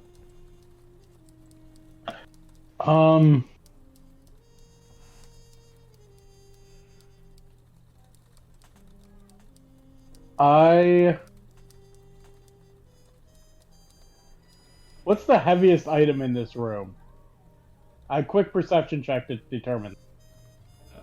There's the two lounge chairs are pretty beefy. Bookshelves. A fireplace. This bed that floats mysteriously. I mean, what are you thinking? I am gonna cast telekinesis and lift something up. Let's see him. He can stop the spell, but let's see him stop the object I'm throwing. Okay. Well, he's already Motion down the key stairs. I should say he's already down the stairs. Yeah, he did. I know I'm taking something with me. Okay. I am. So, So you're moving with this thing? yes. Okay. I am casting telekinesis and weighs up to 1,000 pounds. What do I think I can grab and take with me? I mean, you can carry. You can probably take a whole section of bookshelf if you want it. I am doing that. Bookshelf's coming with me. I'm gonna kill this man with books. Or this tiger creature, as the case may be. Sticks and stones, huh? Watch this. You may stop the spell, but stop the object the spell is holding.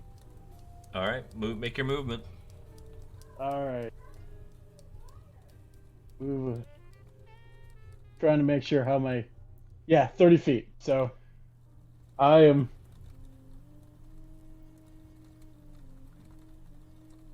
at the top of the stairs with a bookcase. All right, so you're dragging this thing along behind you, right? Yeah, I'm lifting it and then just carrying it over behind me. All right, so we're gonna do this real quick because this thing is very big, very bulky.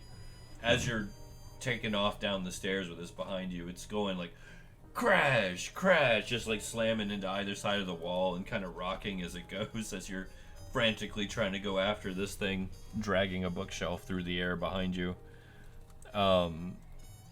Watts and Jimmy, just give me a quick dex save. Sure. Oh, I've got it high enough it's not going to hit them in the head. That's more for comic value than anything. I guarantee Jimmy's probably not going to have a problem. I might. Yeah. I feel like this is more beware of falling books anyways. Yeah. Yeah. Jimmy, you kind of step back. You're like, whoa! As it blazes past you. Irene gets thumped a few times with some books. You know, the good thing about this, though, Jimmy was a little worried that he would, like, flying someplace, and floating a bookcase all the way along the corridor does help clear it. This is true. But that will bring us to Watts. She will cuss at Draken for hitting her with books. And 5, 10, 15, 20, 25, 30. Go charging off too. Carefully. Not dashing. She doesn't want to get kidnapped again. Is 2.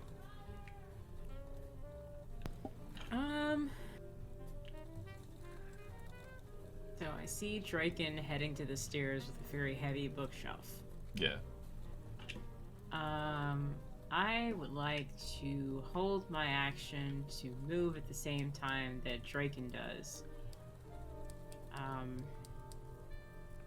For his next move? Yes. Okay.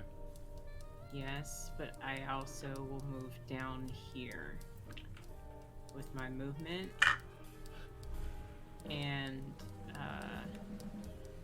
calmly watch as he hefts this bookshelf in preparation to drive it through the Rakshasa's skull. I will be casting telekinesis along with Draken to make it have more impact, but I want to do it in a way that only someone looking at me would know that I was casting the spell. I don't have subtle spell or anything, but I just want to do the movements at the same time as him. Alright. Synchronized spell casting. Like it. Alright. Interesting. That's it for me. You could grab like 1,000 too. We could have 2 bookcases on top of each other, or 1 bookcase and we could ride the bookcase and stand on it. Or That I could might cast happen later. Fireball as you throw it. Just thinking. Don't give him any ideas. Okay. Ghost, you're up. All right, so she is going to be, so it's 5, 10, 15, 20, that's 25. 30, yeah, so she is going to be heading down the stairs with everyone, and she's going to keep counter charm going. Mm-hmm. That's my turn. All right. Okay. Jimmy.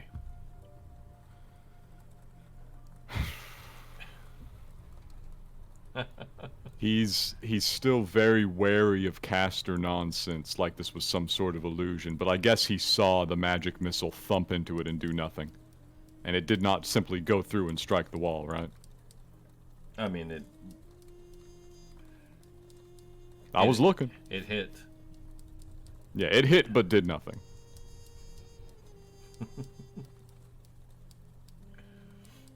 At least not visibly. Give me a, let's say, perception. I love those. Or actually, you know what? Based on what you're saying, give me an Arcana roll. If you would even know that they would dissipate. Oh, Lord. Okay. Now, I've cheated extra hard to make a character that doesn't drop rolls. This one's right up to the dice, though. Let's see. Now, 10. I've seen him cast that before. Does that help? It did hit the target. But didn't do anything. You're not really sure if they should dissipate or if they would explode, or you're used to things just hitting it and going, "Oh God, it hurts so bad." Die. Exactly. Jimmy is still the most suspicious man in the room right now. Can I look for a blood trail? Interesting. He would be bleeding super heavily with 40 points of slashing damage per round. Yeah. You're gonna take your round to search? Yes. If I can still use some movement after to not be too far behind the party, I would prefer that. But I will take my round to check where he was standing. I knew exactly where he was. I know where the blood would have started dripping. I'm looking for the trail. Okay. Yeah, give me investigation. All right. It's a 20. Okay. Yeah, you do see blood spatters. They do not go down the hallway. I investigate things sometimes. Where do they go? Into the bathroom. All right. Jimmy calls out, "He's fooling you. It was an illusion. He went this way."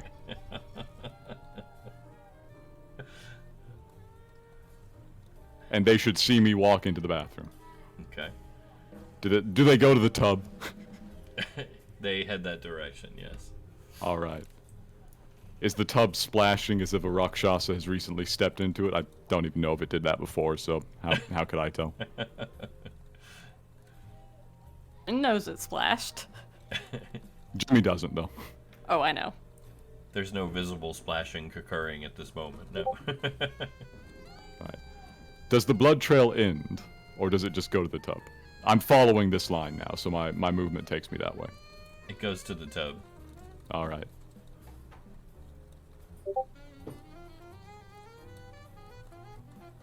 Can I afford to give him a round?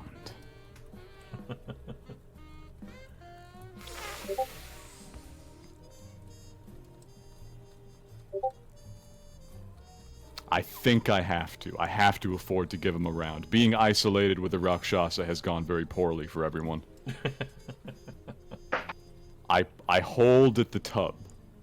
I call the others in. We must go through together. Alright. Or at least in rapid succession.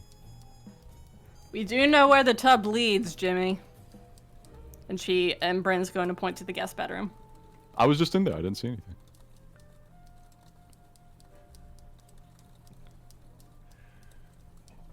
Well, out of character, we can assume that he hasn't come out of it yet. Yes, he's still probably in invisibility. But we're going to get him from both sides here. You can go and use your knowledge of this, your memory of this, to go do the guest bedroom if you want. But Jimmy has called out that he's gone through the tub. So, is that your move? That would conclude my turn, yes. All right. I'll hold my action to attack if he pops out of nowhere, I guess. Because I investigated. My action's burnt. No, that's me. I'm done. All right. His turn.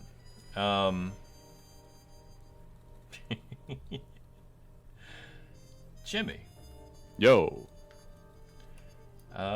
Give me an advantaged wisdom save.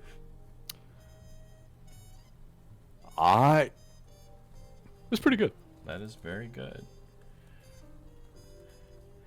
You hear a growling voice, friendly in its own way, kind of almost hovering near your ear, say, "You don't want to do this." And you feel the magic kind of pulse over you as your mind struggles a moment with its control.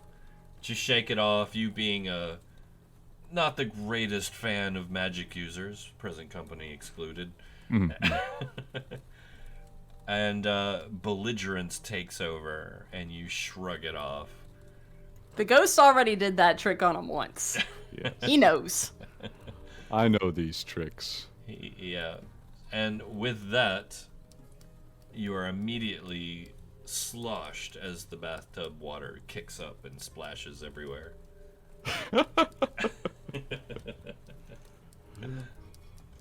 That's kind of fun.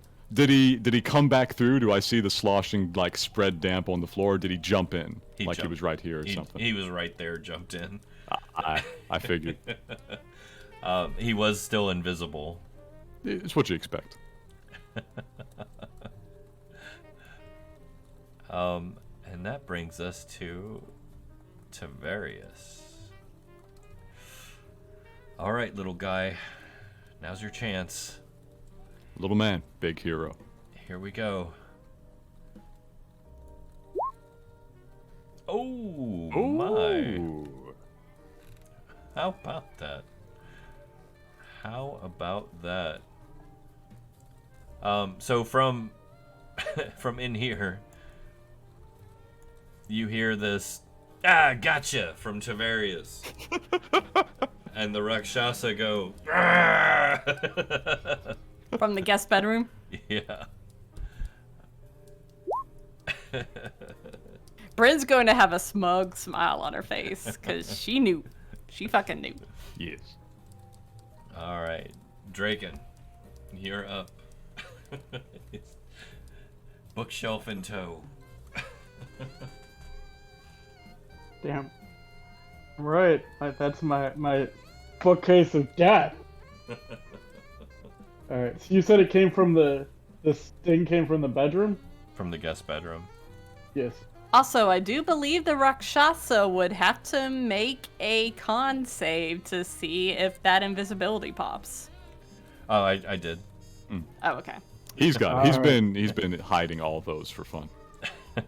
I am gonna move.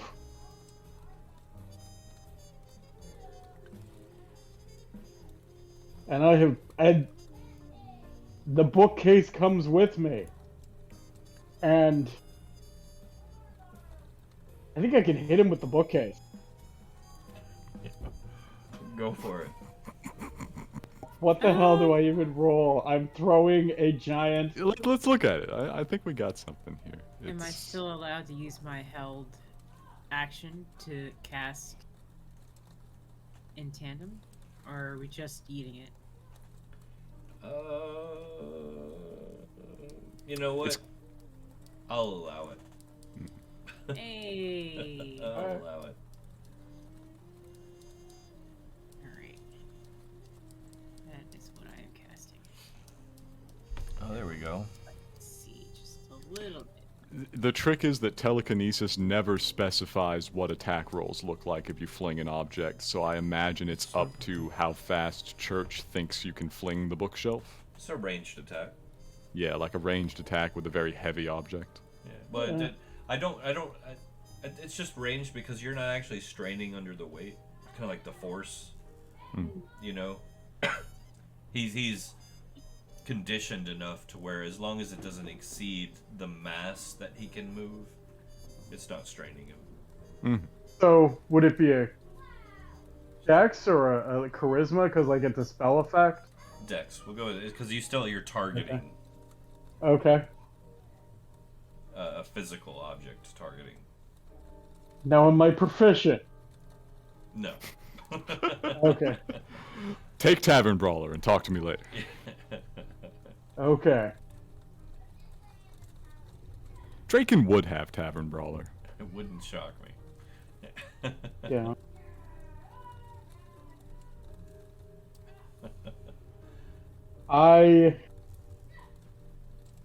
Wow.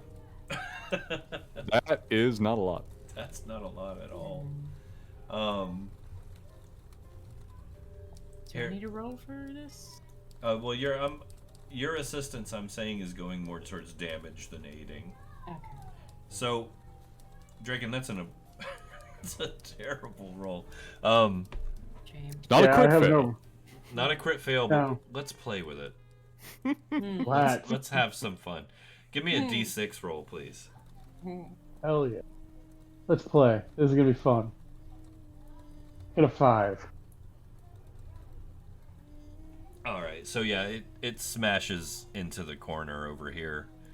You just got excited. It's kind of like when you play basketball for the first time and you get the ball and there's nobody in front of you and you tear ass down the court and there's no one in front of you and you just go for an easy layup and you just launch the ball off the backboard and into the opposing team's hands. You just smash the bookshelf like right into the wall.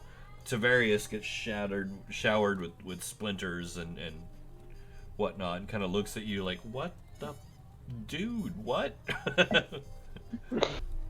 But yeah, no extra damage done to anyone. So. Alright. But it is very funny. I am holding telekinesis so I can do more next round. That works. Watts. 1, 2, 3. That'll be 4, 5, 6. There. She'll actually get to about there. No, I'm not gonna make her throw her spear. She'll hold for now. That's a full movement, so. Is2, you're up. Oh, that's unfortunate. That's unfortunate. Gonna boop right back out here like nothing happened and wait for us to know where the adversary actually is before I start trying to run towards it with a quarterstaff because my spells won't work. All good. There's always other options, though. Alright. But that will bring us back to the ghost. All right, so she knows where this thing's going to be. So she's just going to stand in the doorway of the guest bedroom and continue to do her counter charm for everyone. Which has paid off once already. Yes. You love resisting charms. Alright. Jimmy. Excuse me, coming through. Bop, bop, bop, bop. I'm gonna have to cunning action dash to make all this movement, by the way. Alright. So you'll bonus action dash? Yes. That Alright. does restrict me off of my second attack with 2-weapon fighting, but such is life. This is true. Pop! Surprise! He's standing right there. Yeah, he is still technically invisible, but you can see him because he's covered in water. And wood fragment. And wood fragments. Bits of books. Tavarius is actually hovering there with his tail out. That's what he struck at him. That's what he hit him with. Oh, I love that. Tavarius is putting his lashes in. Oh, yeah. Guess what Tavarius also is? In your way? No. In fact, I think I can share a space with him because he's tiny, right? Yeah. But no, Tavarius is a combatant within 5 feet. I don't think that counts as flanking, though. Because you are sharing the same space. Oh, does it say that? You might be right. Yeah, I think you actually can't be in the same space to be flanking. I think you're honestly right. Let me pull it up. I've literally never had to do that before. It would kind of go against the definition of the word. But the trick is sneak attack uses fake and silly flanking rules. It does. It does. So it's not the actual optional flanking rules, but rather the text reads, you don't need advantage on the attack roll if another enemy of the target is within 5 feet of it, that enemy isn't incapacitated, and you don't have disadvantage on the roll.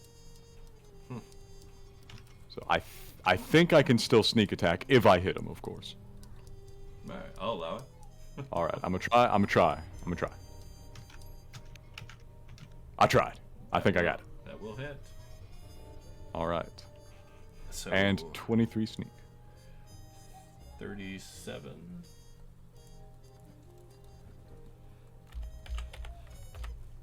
That's hefty. I got one trick. I do it well. Alright. Is that it? And he's blocked in. He staggers from that one. Stumbling. Staggers.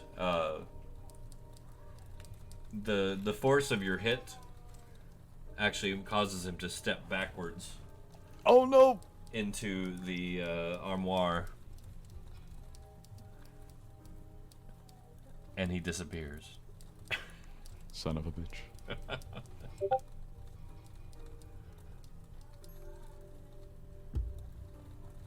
We never got this one to work either. He's got the key. Off turn action, I will immediately call out son of a bitch and that he went through the cupboard. God damn it, and we never figured that one out either. Might be the statue. That's one we don't know the other end of. We touched that statue and came out of the armor on here, Jimmy. Might be the statue. It's the only other node, anyways. This is now out of character. I only said the first thing. So that'll bring us back to Tavarius.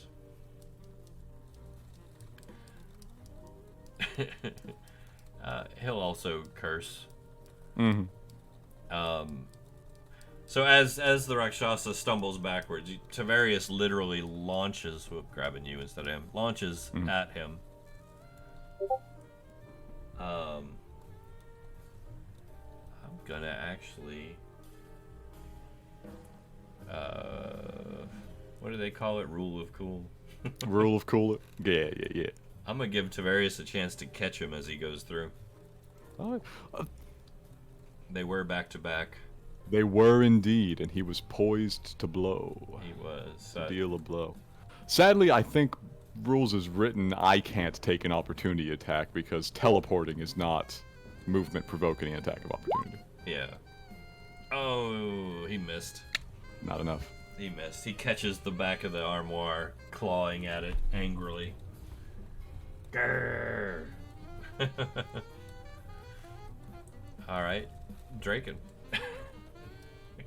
Well, he's leading you guys on a merry chase, isn't he? Oh, yeah.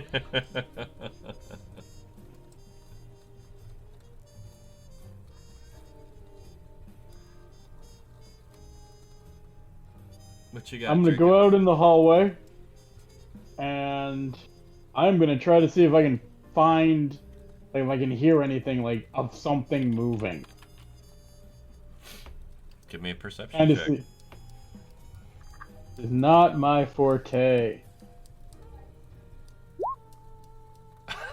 Holy Oh, crap. Oh. Draken, you hear a faintest groan and the sound of water sloshing around just slightly from the room ahead of you.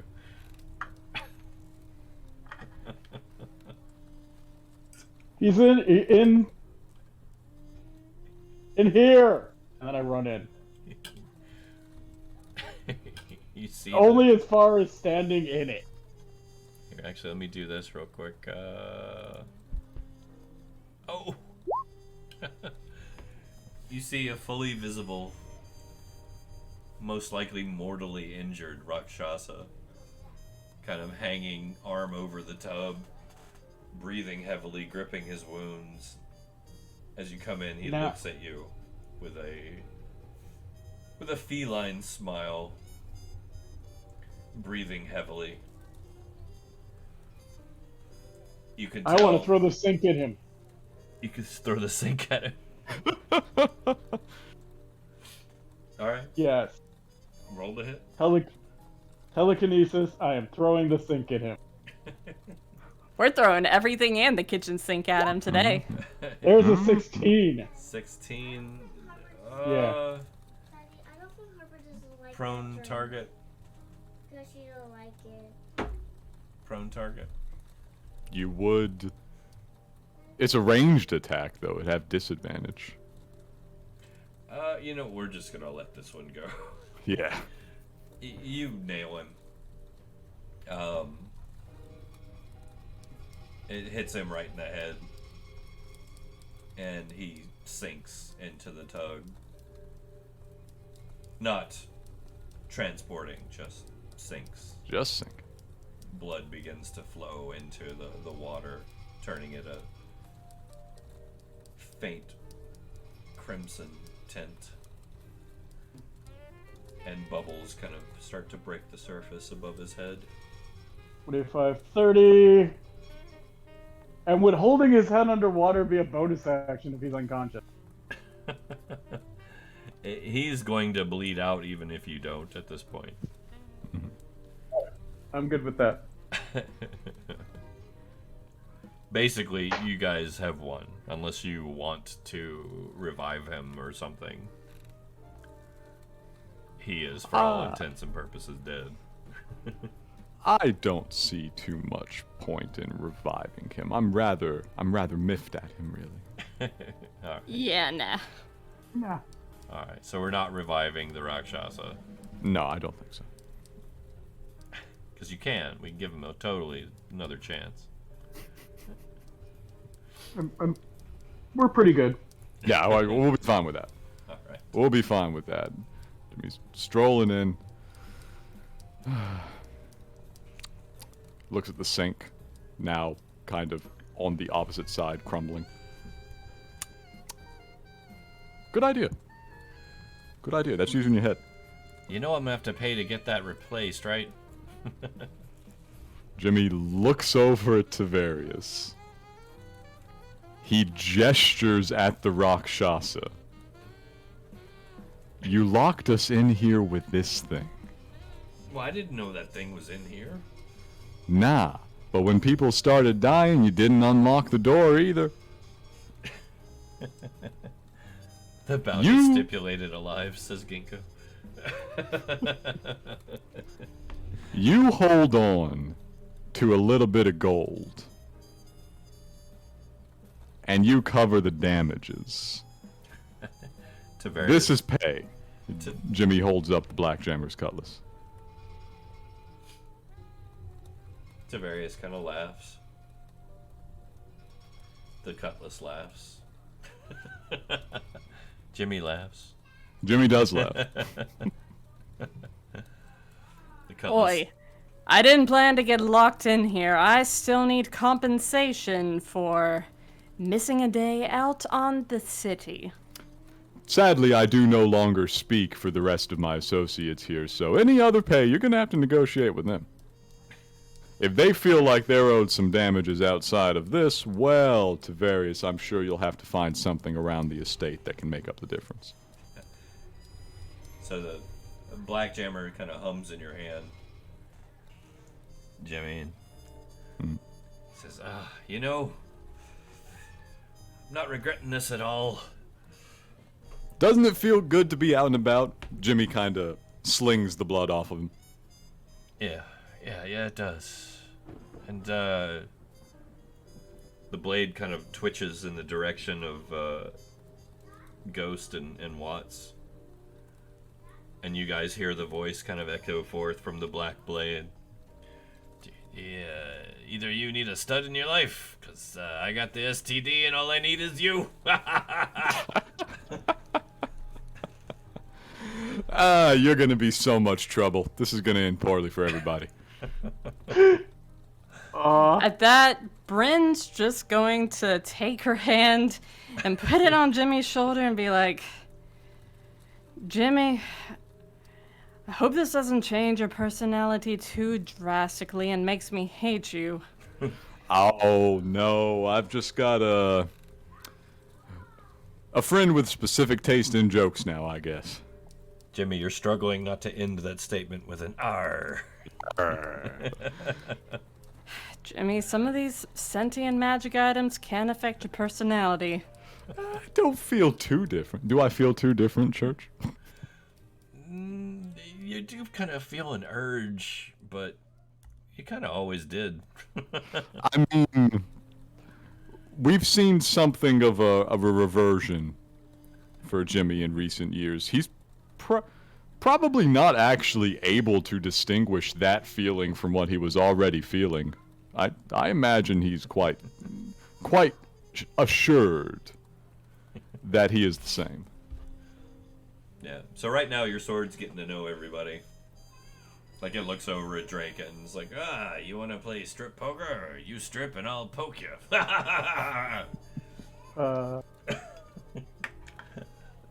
So, I'm Bryn's going to sexually look at... harassed.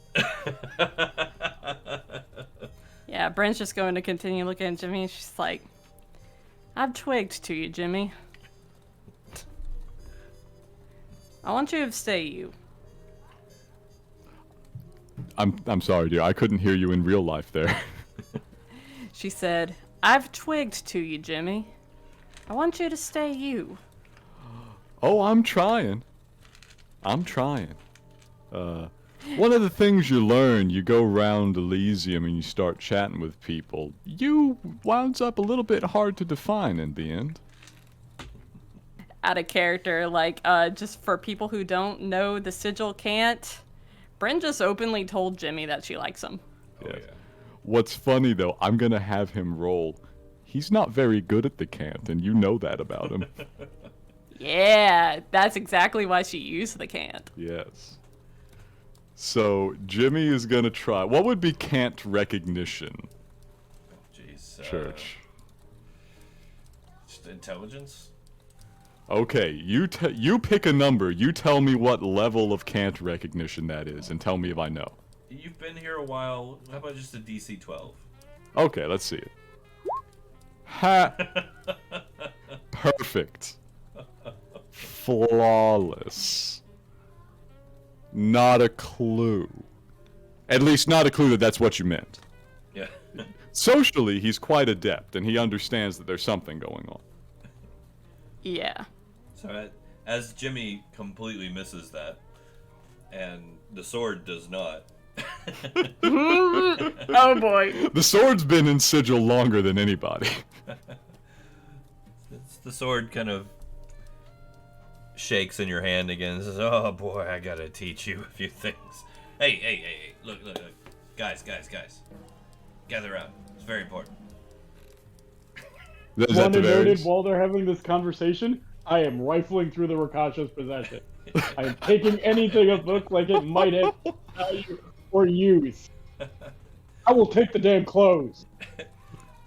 The sword, as you're doing this, goes, hey, okay. Knock. Jimmy holds him up in a fencer's pose. Who's there? Howie. Howie who? How are we gonna hide this dead body? Oh, we ain't hiding shit. We're dragging him downstairs. So, as you're rifling through the body and everyone is talking,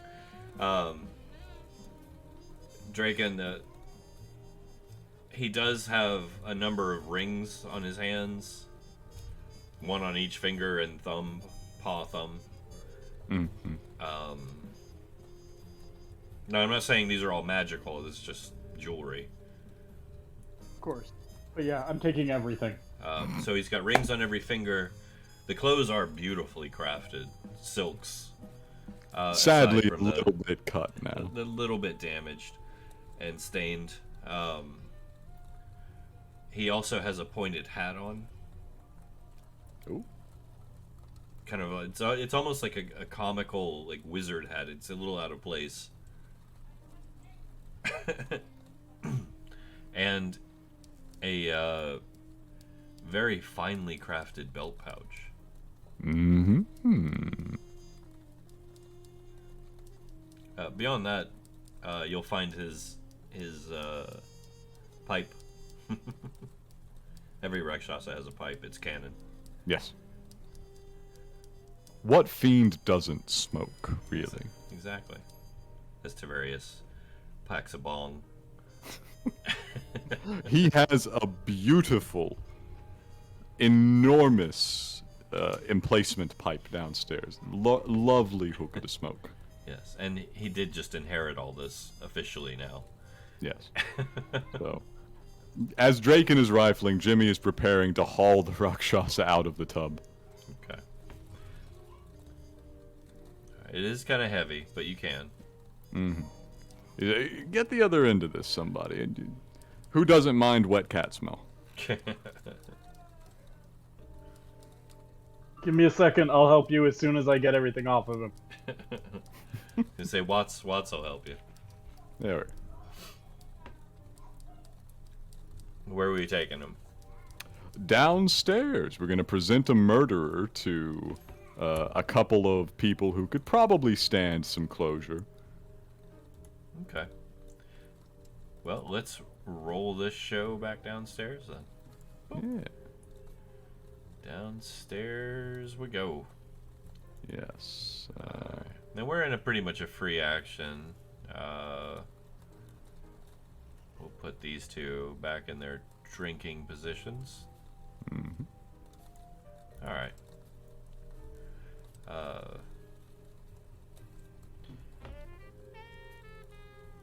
You guys are welcome to kind of move where and however you like. Here, Draken, I'll move you back on the map there. Thank you, yeah, I was in a wall. So, rings, the wizard hat, clothes, fancy belt pouch. Wait a minute. I'm missing anything? Oh, that's Cat Draken. I was like, what is that? Cat Draken just chilling. He was chunky. He was very chunky. He was chunky. Very chunky. Alright. So yeah, that should be everybody, I think. Am I missing anyone? No, okay. Just the big bad guy. Mm-hmm. Poor Kian. But he is big. He's very large. There you go. Yeah. Okay. Alright, so we hauling him. We left a couple of people down here in the side garden, contemplating many deaths. I'll poke in and check. They're not there. I'll save you some time. Alright. So You'll hear them down in the dining room.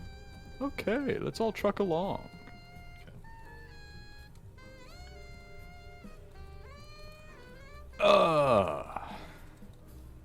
He steps through. Well, I got good news. We do kind of plonk him on the table, yeah. It seemed appropriate. What the hells is this? A fine question and a fine phrasing. I have been reliably informed that this was a Rakshasa. A what? A fiendish sort that Gambinelli was probably not too wise to try and summon. Madame Via kind of pokes it with her finger. Is it dead? Very. Why is it on our table? Dramatic effect. So the little shit didn't kill him. Nah, he didn't.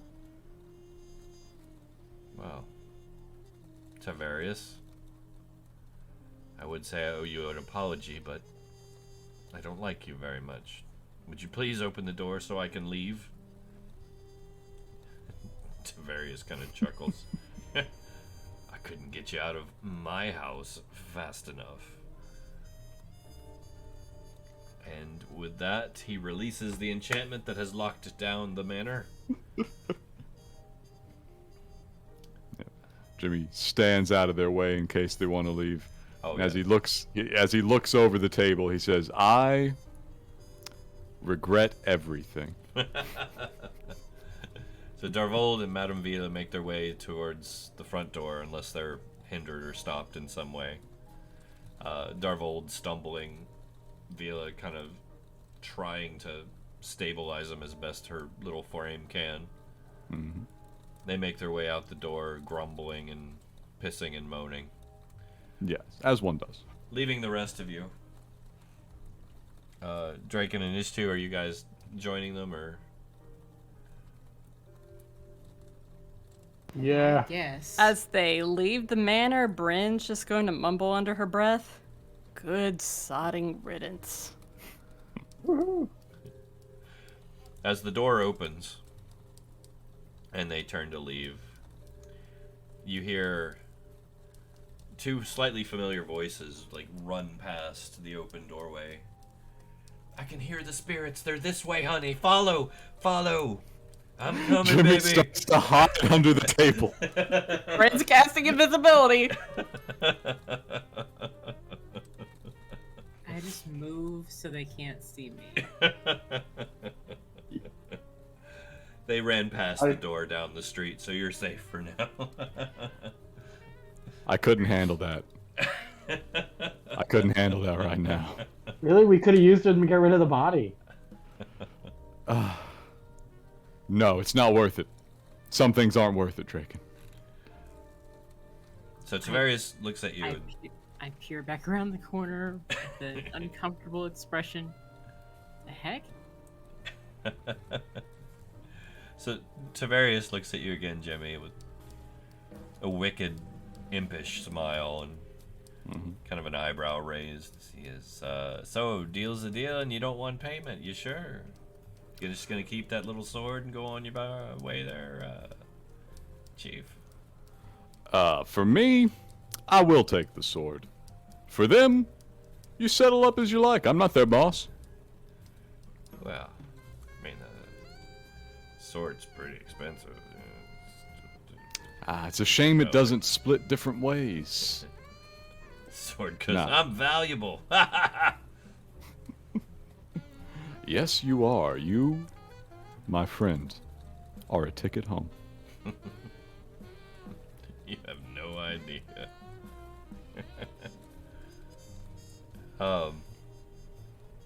So, at this point, you guys are, of course, free to go. Mhm. Tavarius, at this point in his mind, sees the sword as full payment. If anyone would want to argue that point, now is the time. And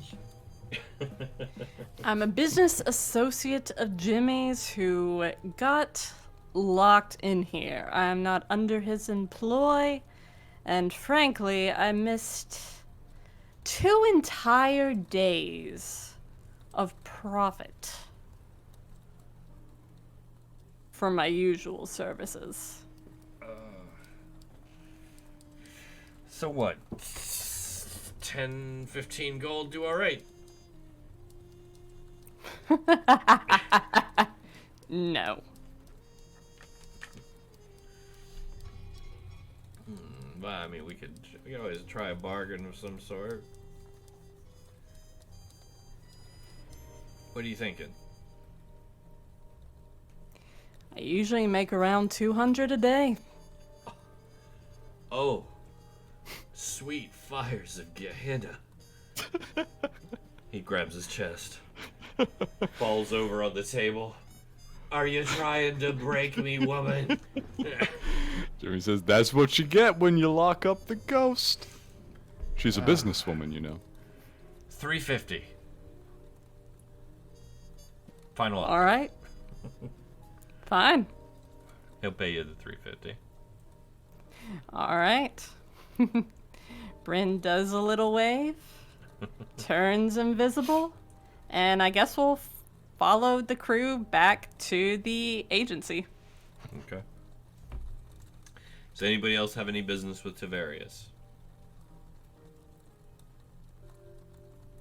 I'm taking what I took from the Rakasha and seeing if he stops. If he doesn't stop me, then no. No, he's not stopping you. Not with that. Yeah. He's actually, he seems eager to get you guys out the door. He's like kind of excited. He's like, this is my house now. He's got a lot to sort out before somebody else tries to come and take it. Oh yeah. He's got corpses everywhere. He's gonna be the most popular imp in Sigil, watch. Oh yeah, he will. He will. But Jimmy is interested in getting out the door before any of this sticks to him, honestly. Okay. So yeah, getting I out. also burned a lab. Getting out before he realizes how much shit I did to the lab is a good idea too.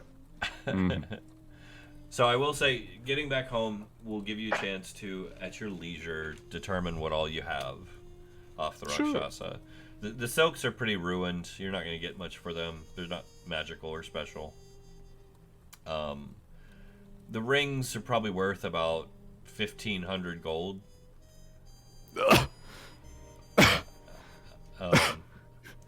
There is one very special one among them.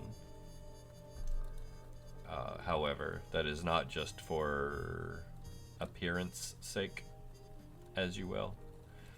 Oh boy. So, there's the 3 particular items.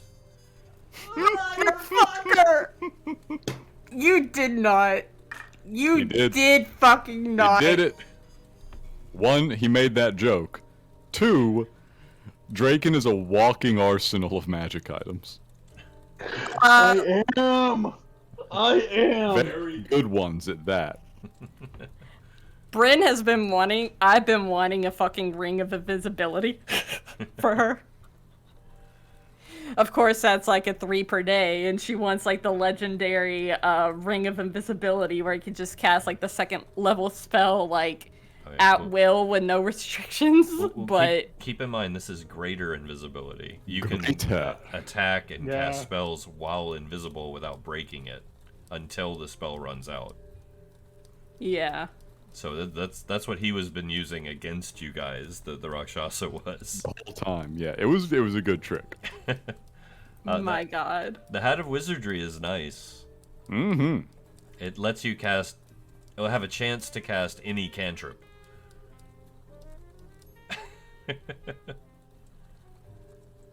The other item, you're not really entirely sure what that is. Who knows what that's for, honestly?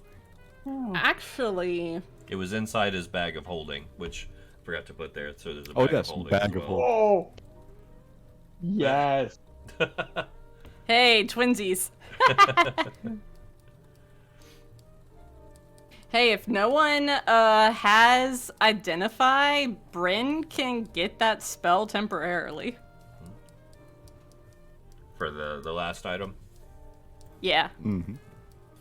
if you like. I sure as hell don't. Yeah, sure. Well, then she is going to spend an hour and use her seance ability to learn the spell Identify for 24 hours. And then she's going to cast Identify on this item. If we have the appropriate pearl nearby. I don't think that'll be a problem. Okay. Um, Then, yeah. do you want me to just tell you what it is, or Yeah, sure. what you hold in your hands is an extremely rare item. Most people, even within the planes, has never seen this. It's an item called an Evermap.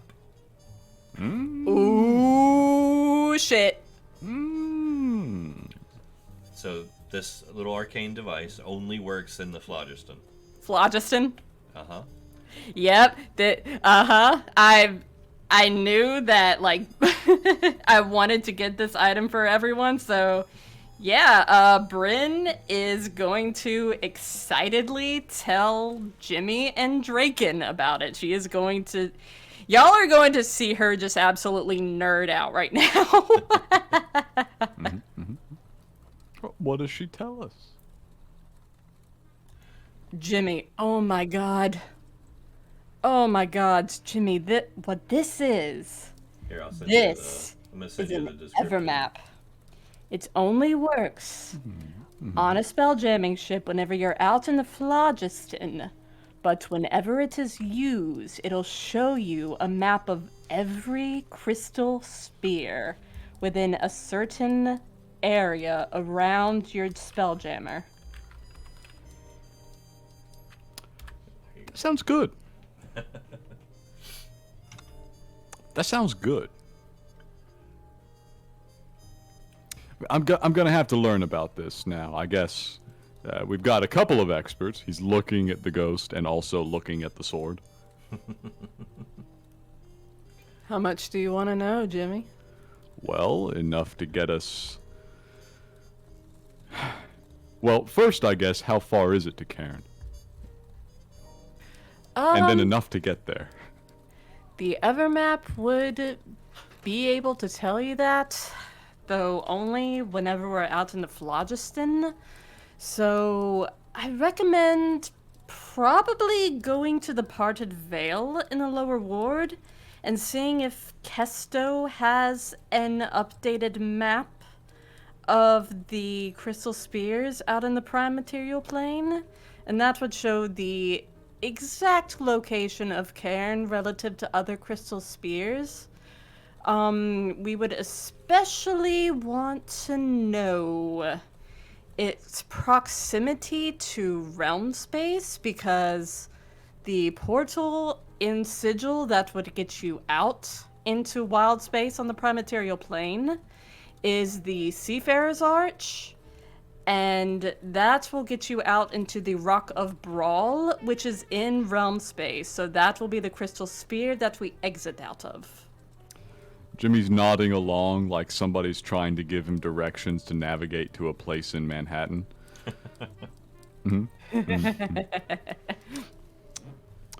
Well, I'm glad you know. And he is smiling because it's very rare to see the ghost this excited. Hey, look at that shot. Yeah. You're not a wizard, right? Me? Yeah. I asked the ghost that. You're not a wizard, right? No, I'm simply a spirit medium. I guess technically you could say that I'm a bard. Why? Nah. The hat. I can't use it. Also, and I hand you the map. You may have this. All right. I'm just gonna Yeah. easily just slide out of this discussion. No, would you look at that? Look at the time. It's well, so Before far Easter. after anti-peak, I should probably be home. Before Istu attempts to leave, Jimmy says, well, I would say that was a strange one to start with, but nah, that's pretty much par for the course. For some reason, they all do that. Are you, were you asking if someone was a wizard because of the hat of wizardry, or were you just, are you looking for somebody to burn with fireball? Because kind of not really clear on your intentions, my guy. Like, They don't burn wizards unless they Is do too. stuff. Yeah. It doesn't really work well against the wizards. It works really well. No, they keep doing that thing that you do. The counterspell. You just have to get higher than them. That's how we killed all those priests. Is to. Fireball. Fair. Your specialty, not mine. The ghost is summoning Istu. calling their Yes? name. Yes? You're all right. Am I right? Am I, The ghost is saying you're all right. You will not be burned for being a wizard. cool? I Will I don't be just burned burn. for wanting to have a wizardry because I'm a wizard? The ghost is giving you her seal of approval on Istu after, like, you know, that sort of rocky start before all of this happened. Hey. No, you get the hat. Here, have the hat. Can't use the hat. Also, I got this ring. I got this pretty ring. I can turn myself invisible and then throw a fireball. Still be invisible. Lol. Visible fire. Yes. Imagine how terrifying he's gonna be. Just like, whoosh. Or I look even at better the hat. yet, I look at the ghost. I look at the hat. I look at the ghost. Are you sure about this? Everybody's kind of arrayed around the office, By all playing with means. loot. oh. I also got rings, too. They're worth money. Yeah, she gestures at Istu and says, by all means. Yeah. And carefully reach slowly and take the hat like a small child in both hands, carefully bringing it back towards my face so I can look at it. It's a pointy little wizard's cap. Big hat. Big hat issue. Big hat is too. You say this and my brain goes to Dark Souls and I'm imagining like a catastrophically large hat. We're talking like champion level hats. So this is But- literally it's an antique style cone shaped hat with little like crescent moons and stars on it. Is to when you put the hat on, you can actually use this as your spellcasting focus. And you can try to cast any cantrip that you don't know while wearing it. It has to be a wizard spell, and you have to make a DC 10 intelligence check, an arcana check. If it succeeds, you cast the spell. If it fails, the spell fails, and the action is used. You can use it once per long rest.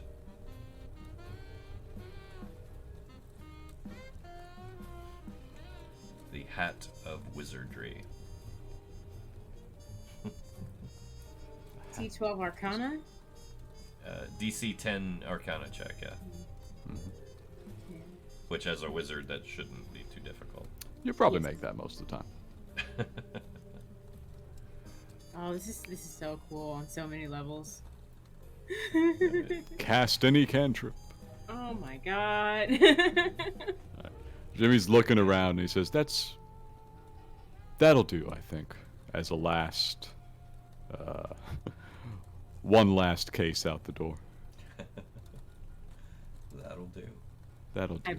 I put this gigantic hat on my head, and my first action is to tip it immediately at everyone there, reaching my arm completely out to the distant rim of it, and to do it properly. Dip. M'lady. My comrade. McComrade. My comrade. So, with that, I think we can wrap up the case of the important details. Get it, guys. Oh. Another successful case in the books for, well, the office formerly known as Stapleton Detective Services.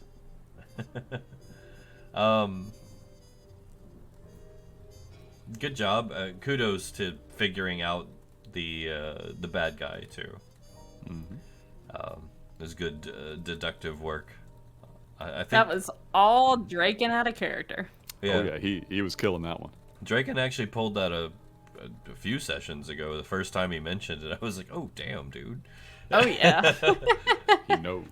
It's like, They're one of my favorites. I love the fact that in 3rd edition, you could kill them with simply a blessed crossbow bolt. That was always such an intriguing figure to me. Oh, they're great creatures, and I hope I played it justice. I hope It was good. It made it feel like it had to be multiple creatures acting against us. There was just so much that the one guy could do. yeah. And it's not necessarily you guys, but in general, D&D, most D&D players, they really discount charm and illusion spells, especially when you get into higher levels. Because so much is, resistant or immune to charms and that type of stuff. I mean, look at Bryn's fucking spell list. Yeah. All illusion, all charm. But at the same time, like, he ran you guys for a while there. He ran us a merry chase. He got a lot of kills in. Yeah. So it's fun to be able to pull that type of power set out and play with it. But it backfired on him in the end. He had made such heavy use of it that I was conditioned to it for the final fight. And it worked in your favor. It did. And they're not the greatest in a stand-up fight, which is why he tried to... He Tried to sneak. Well, he picked you out as the damage dealer that he was threatened by. That's why he tried to plane shift you out. Yeah. That guy was sending me someplace nasty. I was going to, like, elemental plane of fire or something. Oh, yeah, it was going to be pretty bad. Actually, he was going to blast you into the astral. Oh, I've just gone. Just get out. But Go. That hat, man. Stapleton's hat has seen me through many a terrible day. That thing's gonna be an artifact someday. Oh yeah, it's gonna develop new abilities when we crack the sphere and get back into Cairn. So, everybody, level up Oh, thank you. for completing another case, doing a very good job as well. We did only have 2 fatalities, I think, in the NPCs.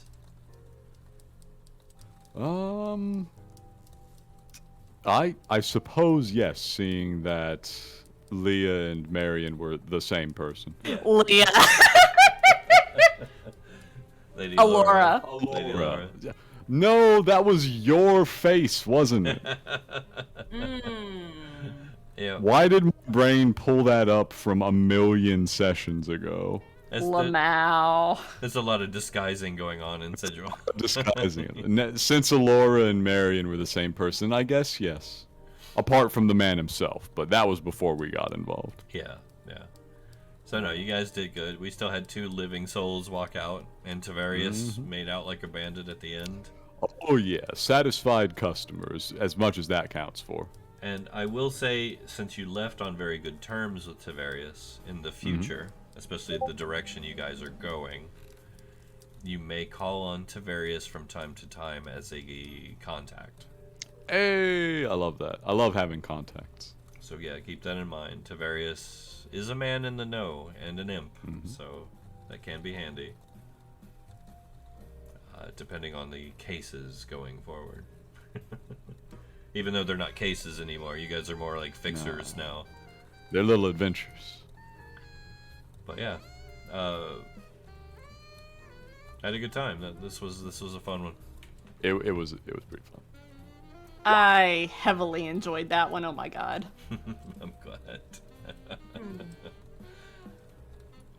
We did it. Yay. You did. Level 12 now too, right? Level 13. 13. Wow, you guys are. You're getting beefy. You're getting to like beefy levels. Yeah, we're up there. And of course, next session we will bring in the noobs.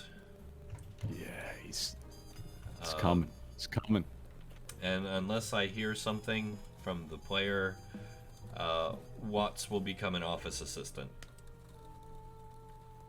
If you guys are okay with that.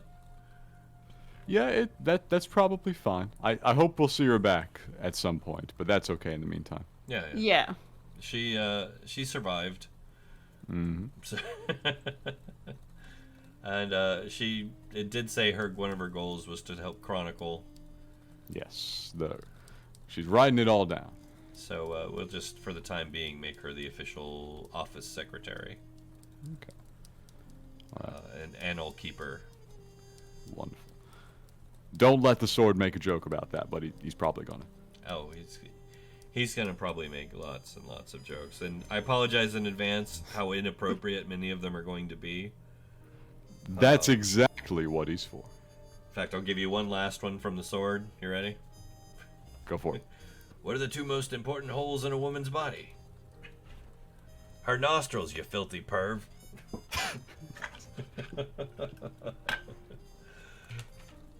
But yeah, Jimmy contemplates his choices. Was this a bad idea? This might be a bad idea.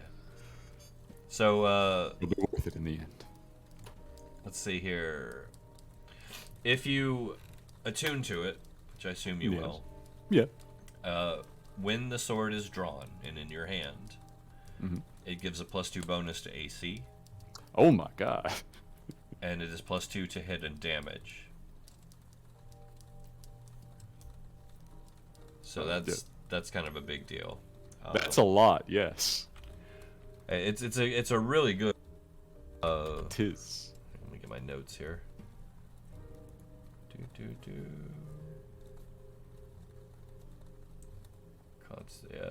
Armor class. You can use it. I hope you're getting this on your sheet. Well, I will get it in place. I can't actually type it right now because I'm once again holding a dog. Oh yeah, no worries. But Hannah she reviews the VODs. We'll come back and transcribe it. Okay. It can create darkness 15-foot radius Ooh. at will, but does not affect the wielder. Ooh. Now keep in mind the sword does this at will. Oh yeah, I gotta ask. Yeah. So, it also endows you with the proficiency in all forms of navigation and seamanship, Including the spell jamming sword. with no chance of failure. Sword was worth it. Doesn't matter how many jokes, sword was worth it. Let me see here. Bear with me.